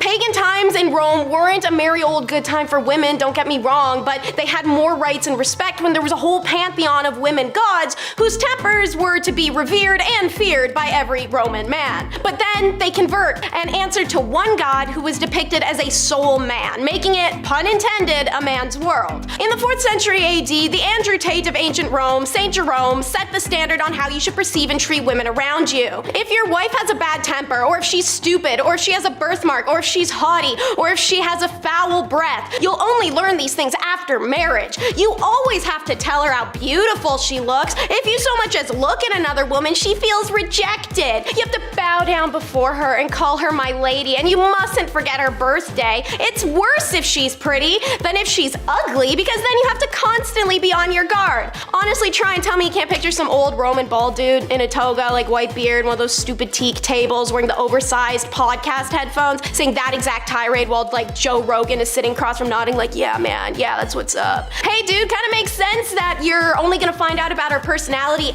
after you married her, when y'all don't even know each other when you get married and you bought her at a bride auction like she's a cow for your farm. So, according to Saint Jerome, it was better to be alone with God than in the company of a woman. Guess God is a woman, because he was found in bed having an affair with a married one. Oopsies, hypocrite. Do you want to learn more about hypocrisy in the past? Because there's a ton of it. Subscribe to The Hive to see our regularly released history videos. Alrighty, that was a beautiful segue into number 9, the discussion of how women in ancient Rome could be worshipped but never equal. As stated, while Roman society may have been dominated by men, their original godly pantheon was anything but. They bowed to powerful women, begging for mercy or pleasure from their female goddesses. Part of the appeal of Christianity was bowing to a woman no longer. They finally became obsolete, powerless. But they were anything but powerless in the era of Roman paganism. Of the 3 supreme deities worshipped by ancient Romans, only one, Jupiter, the king of gods, was male. The other 2 were Juno, the chief goddess and protectress of the empire, and Minerva, Jupiter's daughter, the goddess of wisdom and war. The Vestal Virgins, aka priestesses of Vesta,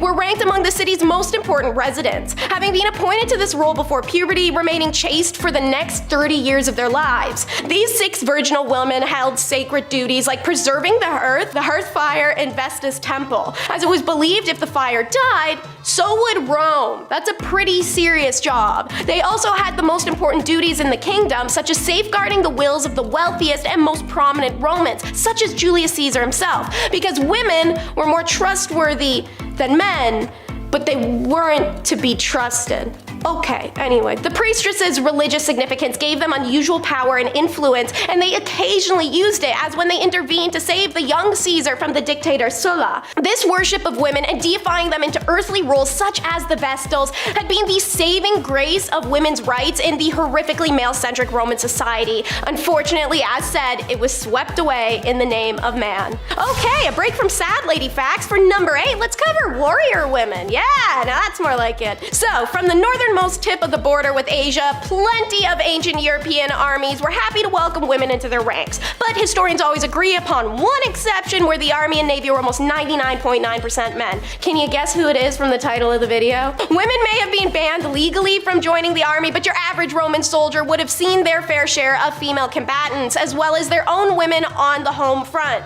Professor Valentine J. Belfiglio shared that Roman women were capable of close combat as well. Not only were they frequent competitors in gladiatorial shows, but they, like the women of the clans fighting against the invading Romans, were known to take up arms in warfare, albeit in a non-official, unsanctioned capacity. History tells of a few of these women, such as Cloelia, who in 506 BCE freed herself and 20 others from the Etruscan camp and swam them home through enemy spears. For her courage, the Romans erected a bronze equestrian statue with the heroine seated upon it. Belfiglio notes, on the highest point along the sacred way. When the Carthaginian general Hannibal was invading, women and men inhabitants fought valiantly, and they burned his siege engines together. Hannibal would later face and lose to the honored Busa, who aided Roman fugitives from his war regime. So, in summary, women may have been banned legally from joining the army, but your average Roman soldier would have battled against and sometimes besides women despite that. The name game, it's number 7 in the countdown. Women, like a lazy boy chair, an ice maker, or owning a cat, were possessions in ancient Rome. And so, like the college roommate who complained if you moved their toaster 2 inches to the left, they put their name on it. Not in a label maker fashion, more so in a recycle fashion. From the moment of their birth, women were viewed under male authority. Therefore, the name of a baby girl would be close to her father's. For example, Claudius may have a daughter named Claudia. Augustus becomes Augusta. Constantine, Constantina. Okay, so maybe the rule was just whatever the last letter was, swap it to an A. Ironically, this is why a lot of women's names end with an sound. Talk about making historical waves, seeing as our society still inherently perceives names with that ending as sounding feminine. As the empire grew older, women in the ancient Rome were granted more freedom, often by sheer number of children they bore. 3 children could allow a woman to become independent. Independence meant no more naming your kids after their dad, which isn't fair anyways because I'm sorry, but who carried this kid for 12 months and then had to push it out? Thus, daughters started being named after goddesses, their mothers, their aunts, and plants. Anyways, number 6, once you were old enough for baby time, you were married off, and when that happened, you donned a stola. In my recent video, the top 10 messed up marriage traditions in ancient Rome, I explained the Roman marriage ceremony and also the garb worn.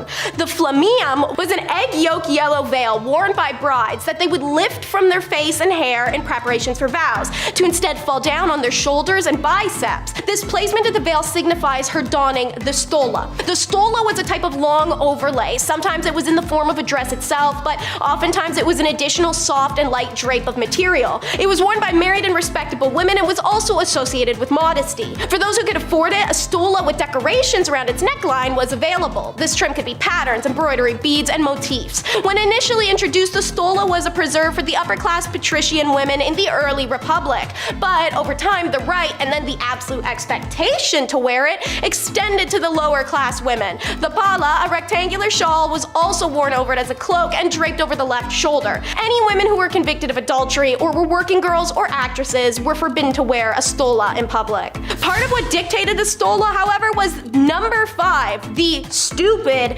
Oppian Law. So, in 215 BC, the Roman men who were overtaxed passed the Oppian Law, named after Gaius Oppius, the tribune of the plebeians who instituted it. And it was passed 1 year after Rome's catastrophic defeat at the hands of the Carthaginian general Hannibal. To summarize it in the laziest terms, Oppian Law was initiated by a group of poor people seeking revenge against the wrong source. Instead of trying to coup their government for the taxation, they lashed out at women and their already minimal freedoms. This new Oppian Law limited Roman women's allowance to ½ an ounce of gold and prohibited them from wearing dresses, multicolored garments, or anything with purple borders, as purple dye was very expensive. It also prohibited women from riding in a carriage except on a long journey, pregnant or otherwise. Phew. Jesus.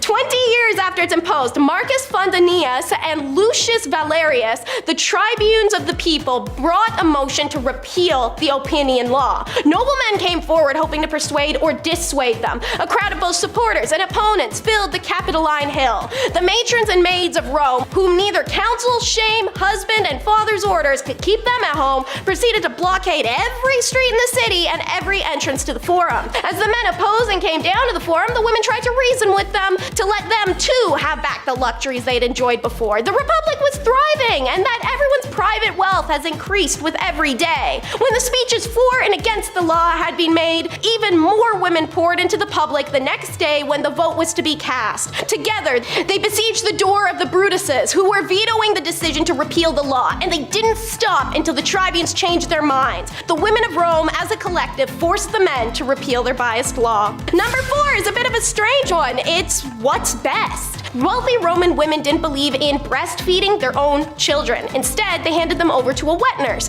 usually a prisoner or a hired free woman who was contracted to provide this service. Soranus, the influential author of a 2nd century work on gynecology, prescribed that a wet nurse's milk might be preferable in the days after birth, on the grounds that the mother could become too exhausted to feed. He did not approve of feeding on demand and recommended that solids such as bread soaked in grape juice should be introduced at 6 months. Soranus also pointed to the possible benefits of employing Greek wet nurses, who could pass on the gift of her mother's tongue to her charge. Did he think that she would be able to give language through breast milk? You know what? Never mind. This flew in the face of advice from most Roman physicians and philosophers who always suggested that mother's milk was the best for both the child and the mother's health and moral character, on the grounds that wet nurses may pass on, not kidding, their crappy flaws or personality to the baby. These same men also usually pitched that women who did not feed their own child were lazy, vain, and unnatural, and only cared about possible damages to their figures.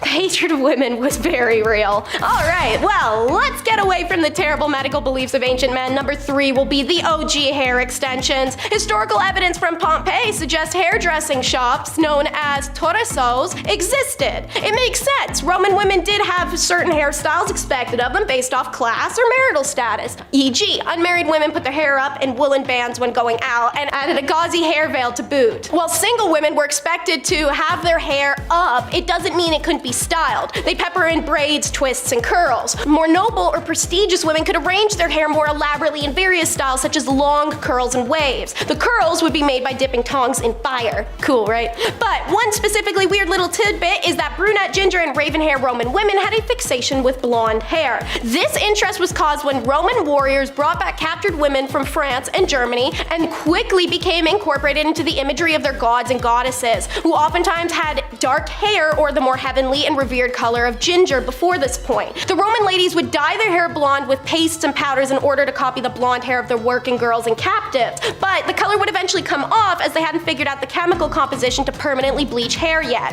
To solve this vanity issue, the hair of the blonde working and captive girls was chopped off so Roman women could wear it as wigs. Might as well make number 2 all about the Roman face mask then. Why? Because it was gross. Just so gross. Y'all ready? Homegirls back in the day made face masks composed of sheep's wool soaked in a soupy paste mixture of animal placenta, excrement, and urine, as well as sulfur, abrasive oyster shells, and bile.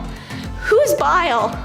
God, okay. And this is before you'd whiten your skin, another trend started by the arrival of the pale French and German captive girls. They did this with lead, dung, and whatever marl is. Want to reduce wrinkles? Get out of Canada, or anywhere under the crown, because the Roman women would kill swans, which is a crime under British rule, and use their fat. This was all part of Mundus Muliebris, which translated it means women's world, a reference to women's fineries in the ancient Roman world. This would include face and skin care, but also dresses, jewelry, hair care, all described in Latin literature by the famed Cicero, who noted it alongside Mundi Omatum, aka the ordered beauty of the world, and Cale Omatus, celestial adornment. See, there's some non-deprecating writing on Roman ladies. Good job making it over to the very low bar there, Cicero. Seneca, not so much. The depressing dude was quick to blasphemize makeup and say it led to the decline of Rome. And of course, for number 1, we will visit Sappho on Lesbos Island. The Greek poet Sappho Strabo, who lived from 630 to 570 BCE, lived on the island of Lesbos, just off the west coast of what is now Turkey, and composed poems that live on in infamy to this day, as she speaks very openly about her homoerotic attraction and even implied intercourse amongst women. These poems are mostly written from the perspective of herself as a character. But what did the Greeks and Romans think of this? How could these poems be so widely adored that they're remembered to this date? So, like I've mentioned, men wrote Roman history, so they weren't particularly interested in what women got up to when men weren't around. As a result, we know little about same-gender relations of women in Rome, but what we do know is telling. The Greeks and the Romans, as a society, of course, recognize that some people are more interested in one gender over another, but the general consensus was not to assume this preference was a fixed aspect of a person's identity. Instead of thinking about gendered attraction in terms of genders a person was attracted to, the Greeks and Romans cared about the role a person took during the act of intercourse with an individual. For some Romans, a same-gender relationship between women was the most confusing thing imaginable, as well as a little bit disturbing. They had trouble comprehending the possibilities of the relationship, given that neither of those involved a man and could naturally take the male role. Layman's terms, these empires believed the act of intercourse was a free adult man proving his masculinity by dominating the territory of an inferior person. If there was no man involved, then there was no real intercourse happening. Therefore, women having relations, let alone extramarital affairs with one another, wasn't something men needed to worry about. Punishment number 10 is ash bath. Just saying medieval times doesn't actually mean much. Every empire and kingdom had its own respective medieval time at different times than one another. So, Persia spanned from the 6th century to the 15th century, during which time they concocted some truly heinous punishments for those who did wrong, or at least those who did wrong in the eyes of whatever crazy leader was in charge at the time. Setting the stage for long-suffering death everywhere, Persia introduced such styles as forcing people to drink molten gold, tearing people apart with trees, and drowning them in ash. This punishment was one of the worst deaths you could receive, reserved for the worst criminals and those guilty of high treason or offenses against the gods. And it was horrifying. It consisted of throwing a victim into a 75-foot tower filled with ashes. You'd break a couple of bones, but it was a soft landing. From outside the tower, large hand cranks were spun by a team of men, sending the ashes flying and disrupting the solid pile so that the victim was pushed deeper and deeper down the tower, suffocating on burnt ash until they drowned in it. If you've dipped your toes in the Bible, you may know there's quite a few people that got this sentence in there, such as a corrupt Jewish priest whose family isn't allowed to bury his remains with a bunch of sassy snaps added. However, the concubines caught planning coups against their leader on several occasions met this fate too.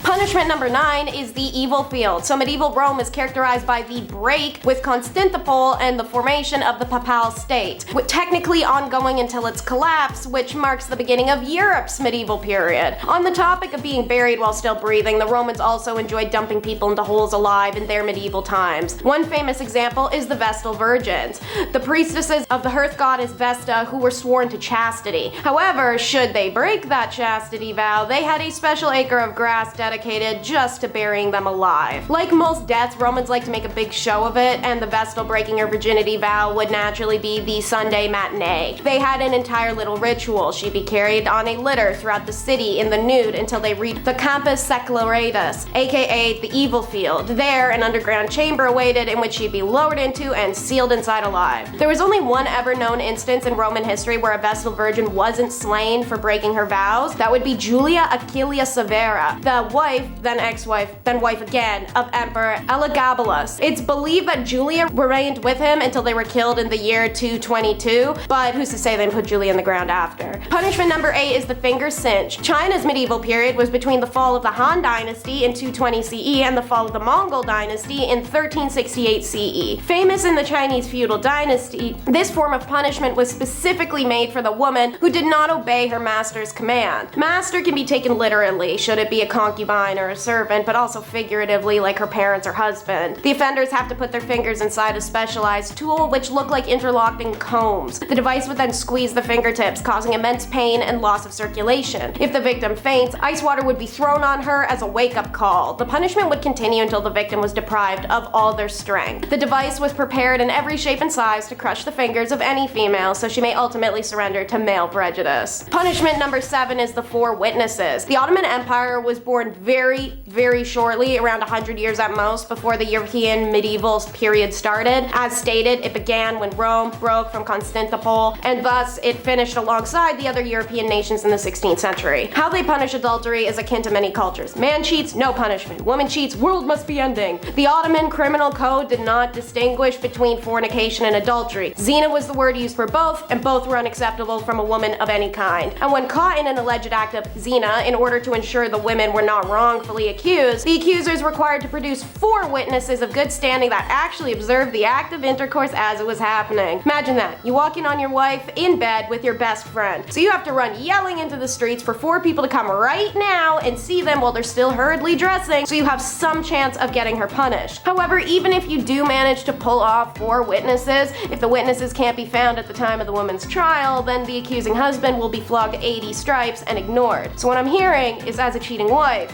you could essentially make the little problem go away if these 4 witnesses were to, I don't know, just casually disappear before the court date. However, on a terrifying note, the husband's second option when calling the 4 witnesses to his house is taking justice into his own hands. He can actually just kill his wife on the spot and face no punishment, nor require going to court, even if the witnesses didn't see the wife cheating beforehand. Punishment number 6 is marks and tattoos. European medieval period started with the fall of Rome in 476 AD and extended to roughly 1450. Meanwhile, a fun fact, the Americas never experienced a medieval period because a feudal system was never actually established in that hemisphere. In Nathaniel Hawthorne's The Scarlet Letter, protagonist Hester Prynne is marked with a red A to see her as an adulterer. This was practiced in a few regions of medieval Europe, such as Spain, France, even Britain. However, it was reserved for working girls and their keepers and continued well out of the medieval period until the Ancien regime. Women who committed the crime of Puritanism were branded with hot iron to show the world how frivolous they are. The working girls received a P on the arm, the booty, or the forehead, which I feel is a bit vindictive and personal. Meanwhile, the keepers were branded with an M, accompanied by a fleur-de-lis. King Charles IV even made them outlaws, stating that may all girls of joy and public women desolate from our court in said time under pain of whip and mark. After the establishment of the New World, which is out of the medieval period, but as stated, the Americas didn't have one, we see branding laws in colonies more akin to Hawthorne's Scarlet Letter, such as the 1658 Plymouth Law that stated adulterers must mark every garment they own to identify them of their crime. Adulterers seen publicly without their letters were subjected to public whipping and further humiliation. Punishment number 5 is just gross. The medieval and feudal periods of Japan, they hold hands on this one, stretched from 1185 to 1603 CE, and they easily had one of the most disgusting punishments I've heard of for female adultery, suspected or confirmed. It existed from the 12th to the 9th century Japan, however it was more so practiced in remote villages. A wife accused of adultery was punished by a defacing,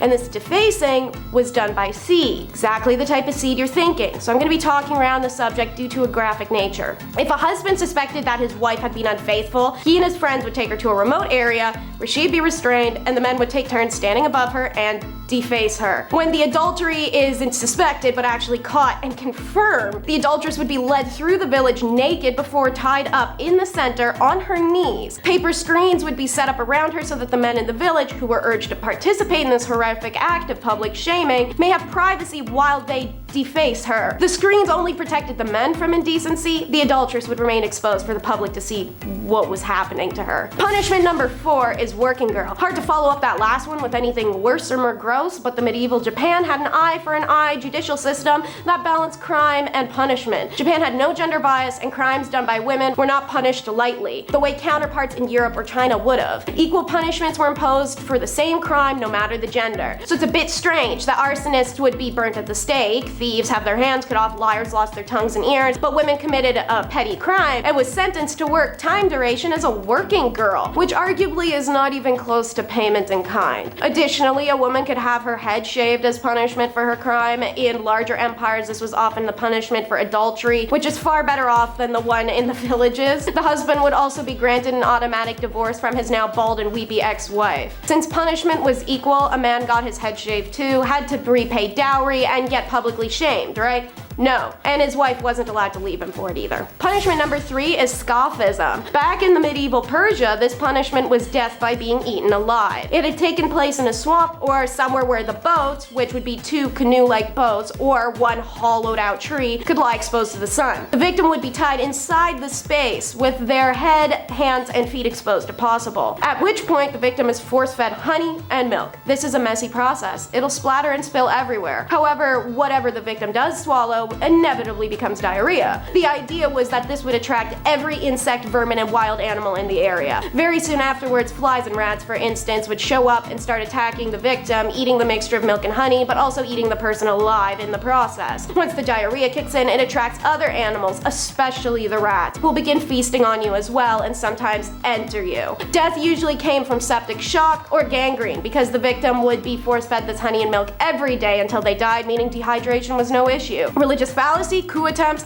and adultery were all punished in this horrific manner, and many women suffered this end. Punishment number 2 is wooden horse. This device was used in Europe and Japan in the 14th to 18th centuries, making it predominant in medieval Europe. Initially, the horse was used on women accused of heresy and witchcraft. The Spanish particularly loved this crude device and they invented it. Sometimes they even styled it to look like a horse. Its back was a triangular wedge women were forced to sit on as weights around their ankles dragged them and their rear and hoo-ha area down on the sharpened wedge. It was covered in part 1 of this video. In Japan, however, they added another particularly horrific element that was not meant to just cause some external tears and pelvic fractures the way the Europeans did, rather cause mass hemorrhaging and death. The concept is the same, wooden horse with a wedge that you'd be forced to straddle while your legs are pulled down. However, the Japanese added an appendage-like structure on the horse's back, which the woman was forced to sit on. The appendage was studded with iron nails and could be rotated via a hand crank from beneath. Naturally, this would cause almost immediate heavy bleeding and internal damage before the crank was even turned. Many would die miserably and quickly, whereas the ones who somehow survived often only did with paralysis. This form of punishment was served on basic offenses, such as adultery or unpleasing her husband. Punishment number 1 is the chest tax. Imagine taxing someone for what's on their chest. Now imagine taxing someone for what's on their chest and for them trying to cover it. Over in India, this was a reality imposed by the king of the erstwhile state of Travancore,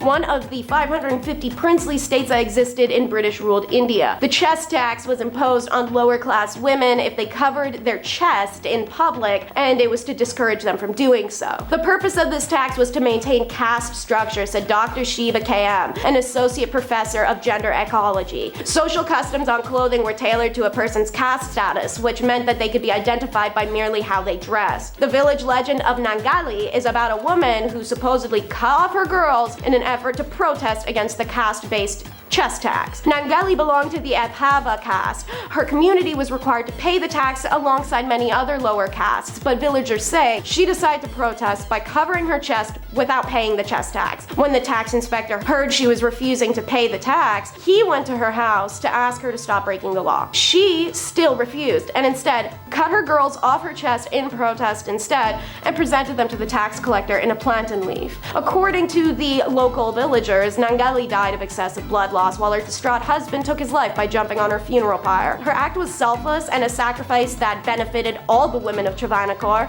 and ultimately forced the king to roll back the chest tax. The chest tax caught wider attention in 2016 when BBC reported Divya Arya reported on a series of paintings by artist Murali T, a far distant relative on the legend of Nangali. He was so moved by the story and the absence of any visual documentation, he decided to paint a likeness of the act she brought upon herself. I did not want it to depict it as a bloody event. Instead, my aim was to glorify her act as an inspiration to humanity, a representation of what would command respect. Rule number 10 is going to be follow the moral encyclopedia. For ornery young men and women desperately desiring physical and emotional intimacy, yet having to navigate a dating culture that required them to act a certain way, well, it meant self-help books were all the rage. And women in particular drowned in them, thanks to the fact that these books were often written by hypocritical men and had been used since for medieval time to dictate and instruct women on how to become the perfect submissive little doll. Some examples are Henry Butter's ominously titled Maiden woman prepared to become a happy wife and mother from 1868, and Hayden Brown's Advice to Single Women from 1899. Perhaps most famously though, on advising the morals of young women was the Moral Encyclopedia by Charles Varl, which had been making young women hate themselves since 1861. It was a bestseller of its day thanks to the marketing that only decent and morally driven women would own it. To prove themselves as that woman, Victorian gals flocked to the bookstores to absorb some menial patriarchal crap that goes as follows. Read no novels, but let your study be history, geography, biography, and other instructive books. Also, trust no female acquaintance, i.e. make no confidant of anyone, because we don't want you ganging up together.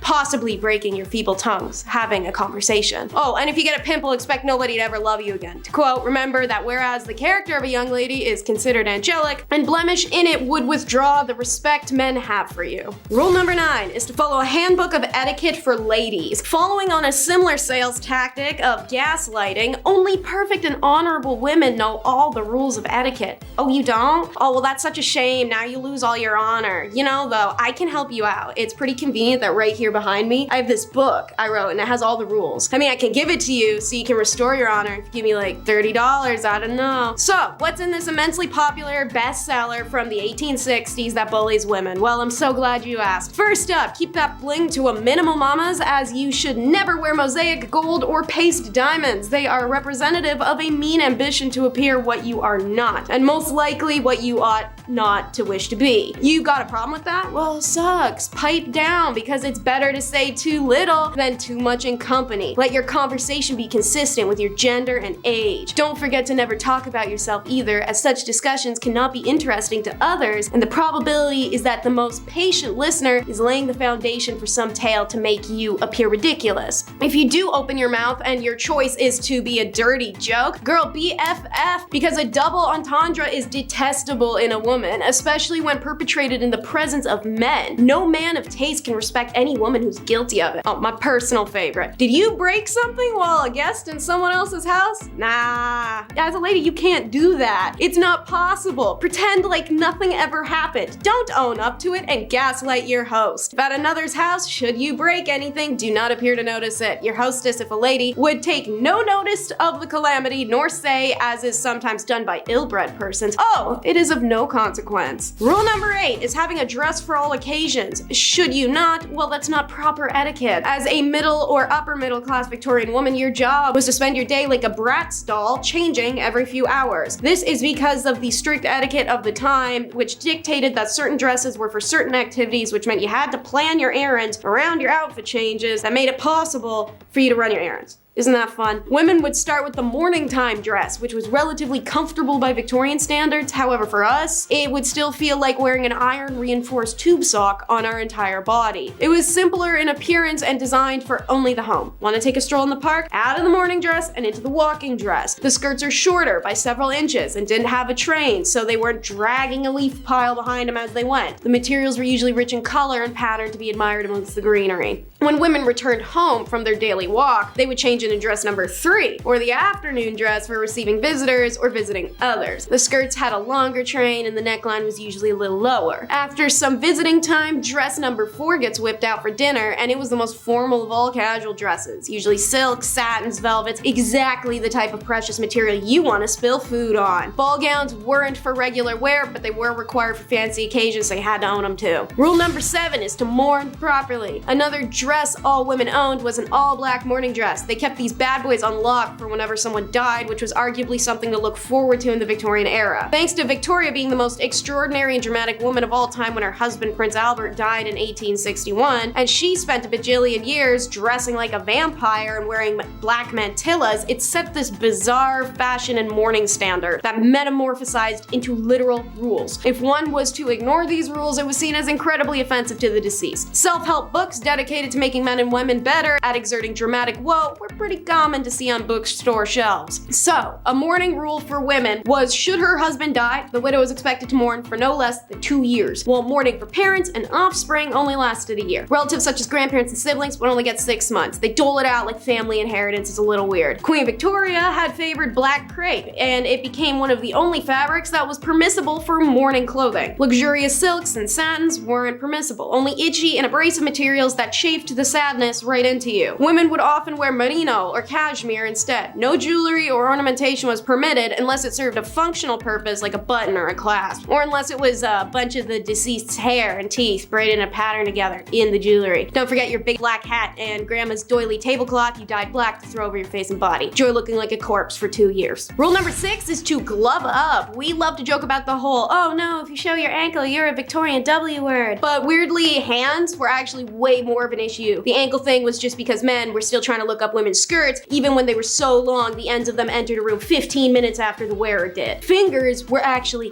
the gasp-worthy thing of the day. It was considered highly inappropriate to walk in public spaces with uncovered hands and would draw a lot of ill repute to those daring damsels who did. In fact, women's hands were so scandalous, both written and unwritten rules of Victorian etiquette unanimously agreed that if a man and a woman happened to be walking on an unevenly surfaced road, it was the one and only time that he could take her hand if they were unwed. Funny that the only permissible contact between the couple yet to be engaged is to prevent her needing to be picked up from a Victorian pile of mud sludge. It does not matter where you are headed outside of your home, you must wear gloves, which weren't just a popular fashion accessory, but as stated, social necessity. Like every other item a woman could wear in this era, there were many kinds of gloves based on the occasion. For example, daytime was for short gloves, which usually bore designs, embellishments, whereas in the evening, gloves had feathers, satin ribbons, and other super flammable decorations. Rule number 5 is the modest dip. Because we're on the topic of acceptable fashions and modesty, a Victorian woman taking a dip at the beach pretty much looked the same as 4 burly men sitting in an ice fishing hut in Alaska. First of all, this was something only middle and upper middle class people could really do, as it required money. You had to rent bathing machines, which looked like outhouses on wheels, but were really covered carriages that drove through the shallow water of the beach. There was a hole in the bottom that the ladies could stick their legs into, or sometimes submerge their whole body, but that was ill-advised. Not because the water was filthy, which it was, and riddled with corpses and poison to boot, but because creeps could come swimming up and see your bare legs. Can't afford the traveling outhouse? Well, no beach for you. Rule number 4 is wife sales, a real legal way to obtain a divorce in stuffy Christianized England. Divorce was unpopular, detested, and openly deterred in those days. Seeing as you were discouraged from intercourse with your partner, married them when you barely knew them, and could barely spend time alone with one another, it was a pretty popular request. You would have to sit listening to the clock tick and his nose being clogged but him not blowing it for the 444th night in a row while you disassociate staring into a fireplace. What the hell did people expect? Of course you want out. You don't even know his middle name. Attaining a divorce in the early 1900s was an expensive undertaking, however. So, those who couldn't afford the legal fee sometimes sold their wives to the highest bidder. It was often done with the full consent of the wife, who was usually bought by her family, a new lover, or a female friend. It was an amicable way to say, this was a mistake, get out of my house, good luck and prosper. Rule number 3 is no flirting. As stated, you were really not supposed to flirt, and flirting to the Victorians included eye contact, talking to one another, looking at another person, breathing their air, knowing their name. Maybe the last one is dramatic, but you get my point. You wanted someone, you had to wait until you met them 4 or 5 times, then you could look at them, run into them a couple more times, then maybe request a dance at a ball, and you get one of those a couple times, then maybe you get a sit-down chaperone visit, maybe a walk in the park, and a couple more ball dances. Then you can propose. But even then, a Victorian maiden could not be trusted alone with her fiancé lest her dainty, fluttering hand rest on the arm of her intended and cause an outburst that would inflame the fiancé's uncontrollable base lusts. Even after progressing through several stages of acceptable dating, aka the ball dancing, talking, walking together at a distance, if a man was invited to the woman's home, their acquaintanceship would still have to be under the watchful eye of a chaperone. Single women were never to indulge in behavior with a man that might lead to being kissed or handled in any way. This included strict inspection rules, because I kid you not, men were encouraged to inspect a woman back then. Like many of the stipulations that accompany shipping procedures. How romantic. If a man wanted to admire a necklace, the woman would have to remove it, hand it over for inspection. Under no circumstances was the item to be inspected while she wore it. Now I know where that flirting tactic came from, because guys, y'all love that whole jewelry admiring flirt, and it isn't subtle. And of course, during the chance encounters in one's club or in the park, staring boldly at someone you knew without acknowledging him or her, known as cutting, was the ultimate display of bad flirting manners in Victorian times. Guess they didn't like them bold back then. Rule number 2 is coming out. Not like that. Coming out in Victorian times meant a woman was tired of being in her parents' house, and if she wanted out of it, meant she had to go find a semi-tolerable guy whose house she could move into in return for a cool ring on her left hand. This had to be a whole big announcement, because to attend such events that a woman needed to meet a potential suitor, she required the explicit permission of her mother. Only after stating her intent could the chaperones be organized, because she can't go alone. Think of Bridgerton. Rich families might accompany the announcement with a series of parties or even a royal visit. Middle-class families might hold a celebratory feast. Lower-class families might not formally celebrate the announcement at all. Instead, the young woman just changed her appearance to show availability. This could be putting up her hair, donning a long dress, and accompanying family members to social events like church service, church dinners, festival balls. Coming out was best done during the in-season, a literal term. It meant the 4 months from April to July where the upper-class families up and down the country would send their teenage daughters to London. After flocking there en masse, the upper classes would congregate a series of balls and dances for the purpose of meeting, matching, and reproducing the next generations. At these events, the race was on to find someone with whom to make love. Again, this phrase of whose meaning has changed considerably over time. Making love in the Victorian age meant seeking out someone who might one day come to love you. This was done by eligible bachelors going up to girls' chaperones, giving them a little card, requesting a dance with her. Her dance cards would be stacked in cue order in which the men got their dances, and they were only allowed 3 per woman. End of the night rolls around, and our maiden will choose if she liked a suitor and have her chaperone return the card to indicate, oh yeah buddy, it's on. Rule number 1 is how to travel, aka how not to have fun. Here's your duties when you're traveling as a Victorian lady. Listen up, take notes. Dress appropriately. This is usually a dress similar to the morning gown, lighter and easier to move around in, but most importantly plain and understated with few details. They would accessorize with dark leather gloves, straw bonnet, and of course a travel corset, which was apparently said to be much less restrictive. Pick your seat carefully. It was customary for a woman traveling alone to choose a seat either next to another woman or an elderly gentleman. Women traveling alone were seen as prime targets for pickpocketers and thieves. It was usually only done to poor women without chaperone options, but all women, rich or poor, were instructed to keep only a small amount of customary spending cash on their person and give the bulk of their dough to their driver or escort to keep safe. Speak when spoken to, as only men were allowed to spark conversation with a lady, never the opposite way around. Women were expected to respond politely and accept invitations to the refreshment saloon, even if they didn't want to go. That's because of the next rule. Never ever be rude while traveling, especially alone. It was imperative a woman act with the utmost class, even if being accosted by a persistent male passenger. But make sure you don't pester him. If a woman is traveling with a male companion, it's not appropriate to ask him such questions as, when do we get there? How far is it? You know you're making the wrong turn. Yes, you are. I know you are. I've been this way before. Look, that was the wrong way. How much time do you think that wrong turn added? Do you want to stop and grab something too? Yeah, no, strictly forbidden. Can't do that crap. But don't forget, you're also a babysitter to the because if the lady's male chaperone accidentally wandered into designated female compartments, it was her fault for either inviting him into the quarters or not alerting him of the specialized area. And lastly, while traveling, don't check yourself in. If a journey requires a stop at a hotel along the way, the lady would remain in the carriage while the driver or escort took care of all the room arrangements, likely because it was unheard of for a woman to make such a decision on her own. Number 10, the pillory. Known sometimes as the thew, this was a form of stocks that was used for women. Men weren't the only ones who were condemned to the stocks back in the day. While on paper, standing around in the stocks for a few hours doesn't actually sound that bad, like a bit humiliating and a bit exhausting because you gotta keep your arms up here, but you know, that's about it. In reality, it could actually be very dangerous depending on the crowd's temperaments and the accused's reputation amongst the common folk that had gathered. In some cases, people were badly injured, maimed, blinded, and some actually died as a result of being tormented by those who gathered while they were in the stocks, after suffering great injuries. The unfortunate thing was that you often wouldn't be able to defend yourself, yourself because your hands are like restrained. You couldn't move your head, and often your hands are just completely restricted depending on the type of stocks that you're being held in. At least with the Thu version, your hands were not restricted because you were like kind of in a collar on a chain. But women also were put in the pillory too, where your hands are restricted, preventing you from defending yourself at all from assailants unless you were being defended by, like, I don't know, guards perhaps. Even then, you're probably still gonna be brutalized in some way. Guards aren't there to, like, you know, make sure that you don't get to feel the punishment. And friends, before we move on to our next spot on this list, if you love what we do here at Bumblebee and you love when we tell you about some honestly very shocking things that happen in history, be sure to click that subscribe button for even more historical and horrific content. Number 9, drunkard's cloak.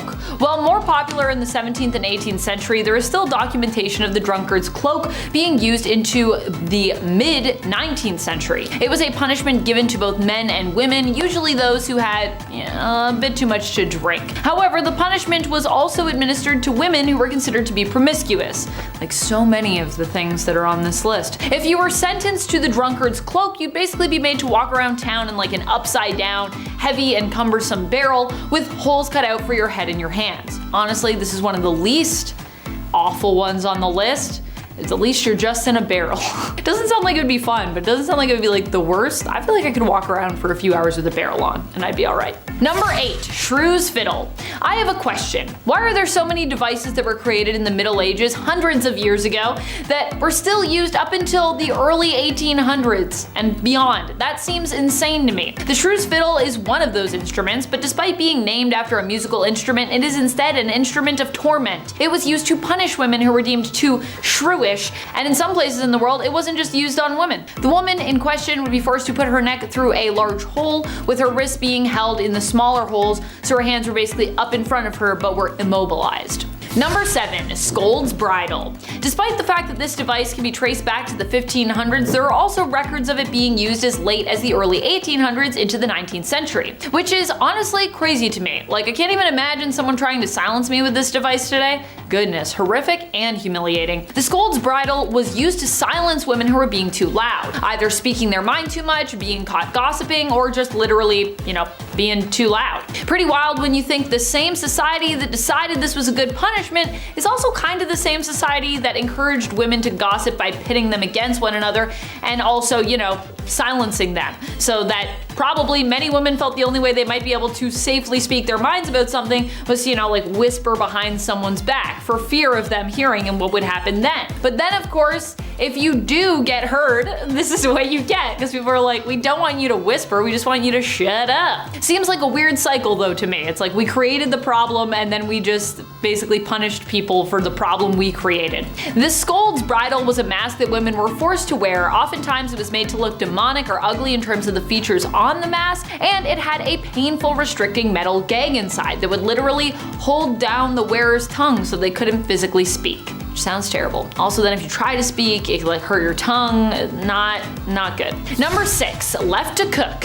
While sitting by the fireplace is usually seen as being a pleasant way to pass the time, relaxing and soothing. In fact, I was just listening to some fireplace sounds while I was writing today. It becomes a lot less nice and tranquil if you are literally chained to the spot. While the Scold's Bridle is admittedly awful, it could actually get worse for women confined by the mask. In addition to that punishment, sometimes they would also be chained to the fireplace, probably by their parents or guardian or their husband, whoever basically would have owned them at that time, until such a time as it was deemed they had learned their lesson. I like to sit by the fireplace, but I like to do it by choice. Number 5, Walk of Shame. Remember in Game of Thrones when Cersei Lannister was made to do like the Walk of Shame? Yeah, that is a real thing that happened to women in history. The Scold's Bridle was also sometimes made to be worn by women who were then paraded through the town and in said mask just to humiliate them further. And there's a few different things people would parade people in town with, but the mask is one of them. No, as if just being forced to wear that mask wasn't awful enough. I don't think you need to parade someone around or chain them to a fireplace. I think you can just like leave it at the mask, to be honest. Your point would be made. In fact, I don't even think you need the mask at all. Just don't try to make a point to begin with and then we're all good. How about instead we just let women exist and be heard? Just a thought from a woman who's living in 2023, ye old past. Talking to you, past, back there. Yikes. Number 4, hand clamps. Honestly, this sounds like one of the most horrific and worst things I've heard of. It might not sound bad to people, but I don't know. I just imagined what this would be like, and I was like, that's horrifying. This method of torment was popular during the feudal period of China. It was used all the way up till the 19th century. What did it involve? Forcing women to put their hands into a tool that would then squeeze the tip of their finger. Doesn't sound that bad when you're thinking of it on like the surface level, and in terms of like the surface area of your finger. But this pain was actually so bad because of the pressure that it would cause many to just pass out. But once you passed out, they would just splash some cold water on you and force you to stay awake so you could experience every single second of pain awake. It wasn't reserved for just the hands or fingers either. There were also tools like this used to apply pressure to the feet and the head even of suspected offenders. Yeah, this method of course wasn't even saved for people who were convicted of adultery, which honestly I don't even think you should torment people physically like this anyways, or mentally, even if they're guilty of it. Like, let's just be adults and move on. It was used on both guilty and innocent folks. I am sure, I'm 100% positive. All you had to do was be suspected of adultery for this brutal form of punishment to be administered. So you don't even need any, I mean, back then I don't even think people had proof. They were just like, I have a feeling, so do something terrible to this woman.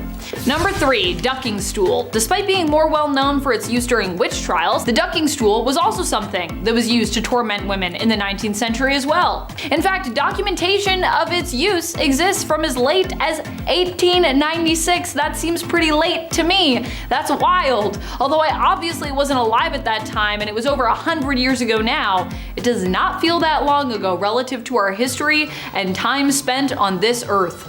Oh boy. A ducking stool was basically a chair, a variation of another stool type used to humiliate people. However, in the case of the ducking stool, you were more than humiliated, you could actually die. Women would be tied to the ducking stool, basically a chair, and then lowered into the water. During the witch trials, this was one of the methods used to discern witches from innocent women. The problem being that witches would apparently survive the process thanks to their wily powers, whereas women would be proclaimed innocent if they could not float, swim, or survive this process, meaning that many that were then deemed innocent wouldn't survive the ducking process. So it seems like a flawed way to test that, you know what I mean? Like if someone's innocent, I feel like they shouldn't end up dead, but I don't know. Only the witches get to live, and even then they don't get to live. No one gets to live. Are you a woman? No life for you. Sorry. You just gotta move on. That's history for you. Number 2, foot binding. While not a punishment for any misdeed, foot binding was a cultural practice that has often been tied to sexist ideals for women that were created not necessarily by them, but by like society at large. The idea with foot binding was to break the bones of young girls' feet so that their feet could be shaped into a small and dainty size. From a young age, their feet were broken, bound, and conditioned so that they would be and remain small into adulthood. While no longer something practiced today, foot binding is an ancient practice that is believed to have originated somewhere around the 10th century. The decline began though around the mid-19th century. That's 9 centuries of foot binding, after questions were raised about the practice in the 18th century. Number 1, nose cutting. Probably one of the most brutal punishments out there for suspected adultery or promiscuity is the method of nose and ear cutting. This is when women have their noses and or their ears removed. This is done to disfigure the woman and take away the power of her beauty as punishment for whatever misdeed she's accused of. In many cases, women have been punished in this way without even actually being proven to have done anything that is even deemed wrong by whatever moral code you're subscribing to, by whatever whack moral code you are subscribing to. Some women have even been punished this way simply for defending or protecting themselves or others. Typically, nose cutting is reserved as a punishment for women. It happened not just in the 19th century, but before and even after that as well. Satan's ladies. Back in the Dark Ages, women were very much oppressed and incredibly misunderstood. Honestly, if one is to look at the percentage of women who were and weren't accused of witchcraft, and just how easy it was to, quote unquote, prove a woman was a witch, the data is very much skewed. Granted, I'm not about to jump into generalized witch hunt torment right this moment, so bear with me. So back in the Dark Ages, some folks thought that women were Satan's incarnate and ergo were predisposed to sin, and therefore, by that logic, they had to be witches. Trust me, I know the common sense was missing from that statement. There were 4 reasons why women were considered to be part of the devil's posse, if you will. For starters, it was believed that women were foolish and gullible, which is why they turned to magic. Yeah, that hurt my brain to say. Number 2, because women are insatiable when it comes to carnal pleasures, they seek out help from the devil to satiate their needs. I can think of better ways, but alright. Number 3, women talk a lot and allegedly speak lies because we talk too much. Great, I'm already classifying myself as a witch. Finally, women are weak, and the only way we can seek revenge is by using magic powers and spells. Pardon me, I can feel my brain leaking out of my ears. Sadly, that was the reality back then, because having a personality and independence meant, game over. Number 9, interrogation tactics. So what happens if you do get accused of being a witch, or, Satan's wifey? Time to go through the witch trials, which is a polite way of saying sentenced to torment until you either confessed or someone found proof by ways of a certain marking on your body. Let's talk about one of the most agonizing methods of torment, shall we? If you're, femme presenting and get arrested for something serious and the townspeople want information out of you, they drag you into a dungeon, strip you until you're in the nude, tie a rope around each one of your ankles and hoist you up so that you're upside down with your legs spread apart, and once again in your birthday suit, so probably shivering in the cold. Now here comes the most horrifying part of the whole thing. You know those saws that folks use to cut down trees? Specifically the really big ones that tend to take 2 folks to use? So one of those would be used to slice you in half from the rear to the head.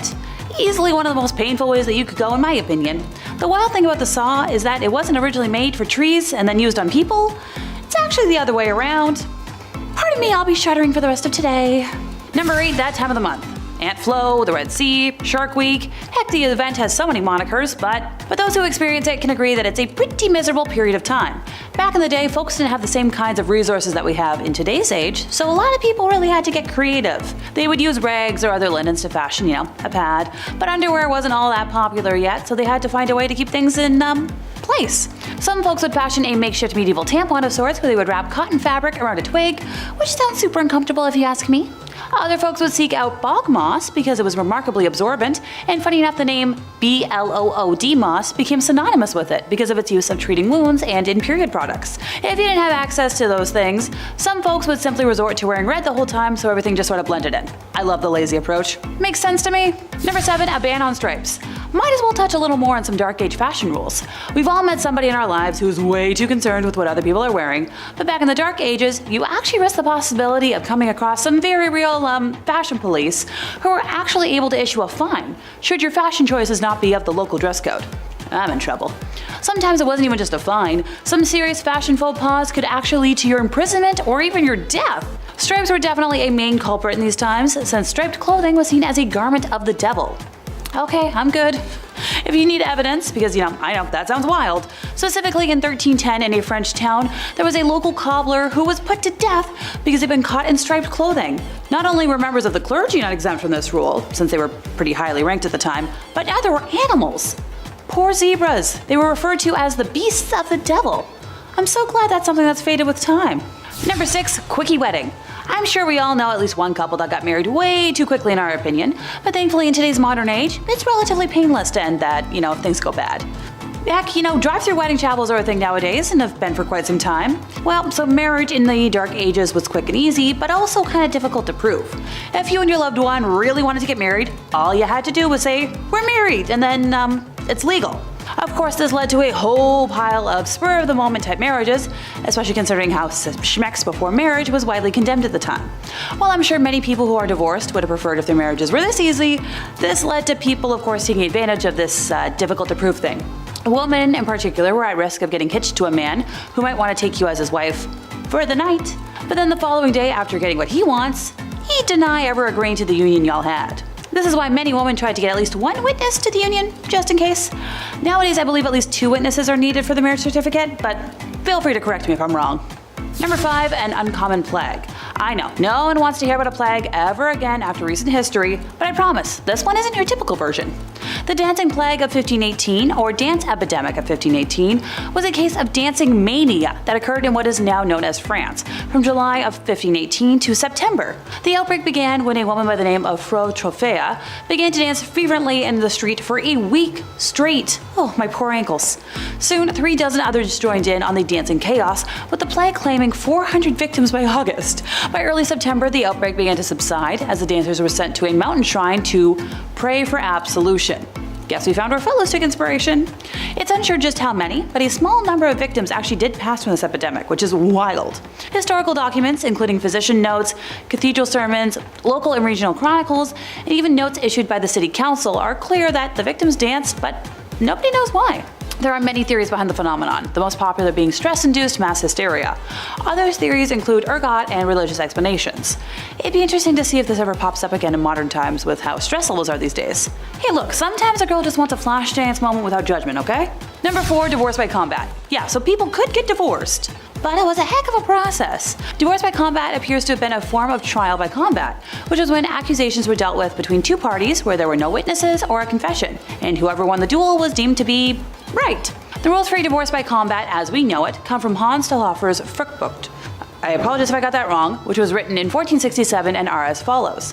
The man would be placed in a waist-height 1 meter deep hole with one hand tied behind his back, while the woman was allowed to move freely. Both parties wore practical clothes, which is described as a one-piece bodysuit with stirrup legs. The woman was armed with 3 rocks, each wrapped in a length of cloth to form a kind of swinging club. The man was given 3 normal clubs that matched the length of the woman's cloth to ensure that, their ranges were equal. The man was not allowed to leave his hole though. To further limit him, if he touched the edge of his hole with either his hand or arm, he had to surrender one of his clubs. If the woman attacked him while he was surrendering his club, she in turn forfeited one of her rocks. Yes, the rules place the man at a clear disadvantage, but it's important to remember that it's unlikely that the woman had any kind of combat training. Furthermore, in any kind of physical contest, it is likely the male would have had an advantage in size and strength at the time. So the handicaps placed on the man were to try and make the fight as fair as possible. Which, it's pretty impressive for the time period. The conditions for victory, though, are unclear. Some historians believe that it was unlikely that the fights were to the death. Instead, it was probably down to whoever was judging this thing to decide when one of the fighters had been incapacitated. Since both parties were hitting each other with big blunt objects, it seems likely that many trials ended with one party being knocked unconscious. Thankfully, divorces are a lot less lethal today. Mostly. Number 3, toothworms. So dentists weren't common in the Dark Ages, but barbers were, and wound up being a one-stop shop for quite a few different services. This guy did it all. Cavity, toothaches, teeth worms, you name it, or in a lot of cases, bullet. Barbers were responsible for cutting hair, pulling teeth, red fluid letting, your classic 3-in-1 appointment. So much more efficient than the silly 2-in-1 shampoo and conditioner combos we have today. This was like the peak of efficiency. Instead of brushing your teeth with tooth tunes, back then you'd rub your teeth and gums with a rough linen. A few recipes have been discovered for pastes and powders to freshen breath, otherwise you were looking at less and less teeth as time went on. As a society, we've gone from powdered charcoal to charcoal toothpaste, which is kinda neat. As time went on, mouthwashes were made from herbs and spices steeped in wine or vinegar and guaranteed fresh breath, but I'll stick with my Crest mouthwash. Thanks! Number 2, no pleasure during procreation. Now, some of you watching might know all about the hanky-panky, and some of you might not. But regardless, you probably know that people do it for fun more than they tend to do it to create a descendant. That's why we as a society have invented things like condoms. Because trying for a spawn is only fun when you really want to. And you shouldn't have to worry about, knocking boots and accidentally creating life. But back in the Dark Ages, there was a law that you were not allowed to get down and dirty unless it was for the purpose of, have an offspring. And you weren't allowed to experience any kind of pleasure when you were doing it, even if it was for the purpose of creating new life. It's like telling somebody to eat food, but you're not allowed to taste anything or enjoy your food. I believe it was one of those rules that people claimed came from God and used for their own uppity bias. There's plenty of those still in place today that I'm constantly rolling my eyes at, but this isn't the time or place for my venting. Thankfully nowadays, most folks understand that coitus can be for pleasure and fun, and not just spawning new lives. Have fun safely, folks. Number 1, no cheating. So if you were a man back in the Dark Ages and you got caught having an affair, you'd have to pay a fine, so big whoop. But if you were a woman, like everything else on our list, it was so much worse. Back in the Dark Ages, women were punished with a situation worse than death in, my opinion. Frederick II used to punish adulterers by using rhinotomy, which is the removal of one's, nose. The whole point of this was to make the victim unattractive, but from a needing to breathe point, it would also shorten one's already short lifespan. Another fun body part removal option was losing an ear, and honestly I can't figure out which would be worse, so let me know what you think in the comments. Number 10, thews or stalks. Gossiping now is always seen as a bothersome and terrible construct where rumors are spread and information is sent from one end to the room to the other, when in actuality the original history of gossiping was used as a survival tool since time. However, due to the trickling events that would occur in the 12th century to the 21st century, gossip has been accompanied by the dangerous stigmatization of women. And with that in mind, they would be accompanied with a crime of humiliation for gossiping by being locked up by the neck and left outside at the mercy of the mocking crowd. The thew was a type of pillory similar to stocks specifically for women, and the woman would be chained to a post by her neck as a punishment for her crime. Unlike men, her hands weren't tied up, and common crimes include annoying your neighbors by talking too much or consummating outside of marriage. As for example, one woman named Anne Morrow in 1777, she was accused of impersonating a man and marrying another woman. She was put in the pillory and an angry crowd stoned her and resulting of her being blind. Number 9. Iron cages. They really didn't like it when women gossiped, or in most cases talked back in the day, especially when she would speak up or just discuss things. But words can only help you unless you speak them, and it's disappointing when people fail to understand that. Women who nagged would have metal spikes forced into their mouths, and the scold bridle was an iron cage for a woman's face, used to punish scolds, women who nagged, gossiped, talked back, or just talked too much. The bridle would be locked onto your head, and the protruding piece of metal covered in spikes would be forced inside your mouth, and every time you moved your tongue, the spikes would lacerate it. Sometimes the bridal woman would be chained to a hook by the fireplace in her home until she had learned her lesson, or she might be led through town wearing the mask to increase her humiliation. Number 8. Duck the scold. Unfortunately, another form of torment and punishment for women being tied to a chair at the end of a long, maneuverable wooden arm and dipped into frigid water. The punishment wasn't designed to be fatal, although sometimes it was, but rather a humiliating spectacle aimed at discouraging whatever behavior participated in it. There were various rituals for silencing women, as they have their roots in fear of women's speech and fear that women will attack other people in their community, that they gossip too much, that their voices were dangerous, and that they may, in extreme circumstances, also be witches. Though the women who ended up being on the ducking stool risked being accused of witchcraft, and the punishment, contrary to popular misconception, wasn't used to determine whether someone was a witch. A separate test, primarily known as the swimming witch, involved throwing a bound victim into a body of water to see if they'd float, a sure sign of guilt in the modern imagination. Subjects who sank were deemed innocent but could still wind up dead if they weren't rescued from the water in time. Few records about the women who were ducked survived. Much more information is available about the ducking stools themselves, their upkeep, about how they were kept into their construction. Number 7. Marking and tattooing. Although in some cultures tattooing isn't seen as a bad thing, but part of their heritage and even a source of pride. But in some cases, they would use it as a means of marking an individual for their shame. Nathaniel Hawthorne, The Scarlet Letter, famously marks its protagonist, Hester Prynne, with a red letter A for adultery for accusations about her behavior circulated. Hawthorne's book is more than fiction, as adulterers were really forced to mark their clothing to identify their crimes. Like Hester Prynne, A or the letters AD as outlined by a Plymouth colony law from 1658, adulterers seen publicly without their letters were subject to public whipping and even further humiliation and social alienation. But keep in mind, Hawthorne was the descendant of the Judge Hathorne, who persecuted the lives of women who were accused of being witches, and he had such a disdain for his relative that he had changed his last name to distance himself from the relation of Hathorne from Hawthorne with a W. Number 6. Walk of Shame. Like in Game of Thrones, a pretty well-known show, I don't know if you guys heard of it, I'm rewatching it again up to a certain specific season. But there was that scene where Cersei was condemned for her crimes and had that lady yell shame as she rung a bell while Cersei was left parading the streets stripped naked. This is actually based as a form of torment for women, and the Walk of Shame, also known as skimmington or rough music, was a traditional punishment for harlotry or being an overbearing wife. Women were made to walk barefoot through the town or city, sometimes dressed only in their petticoat.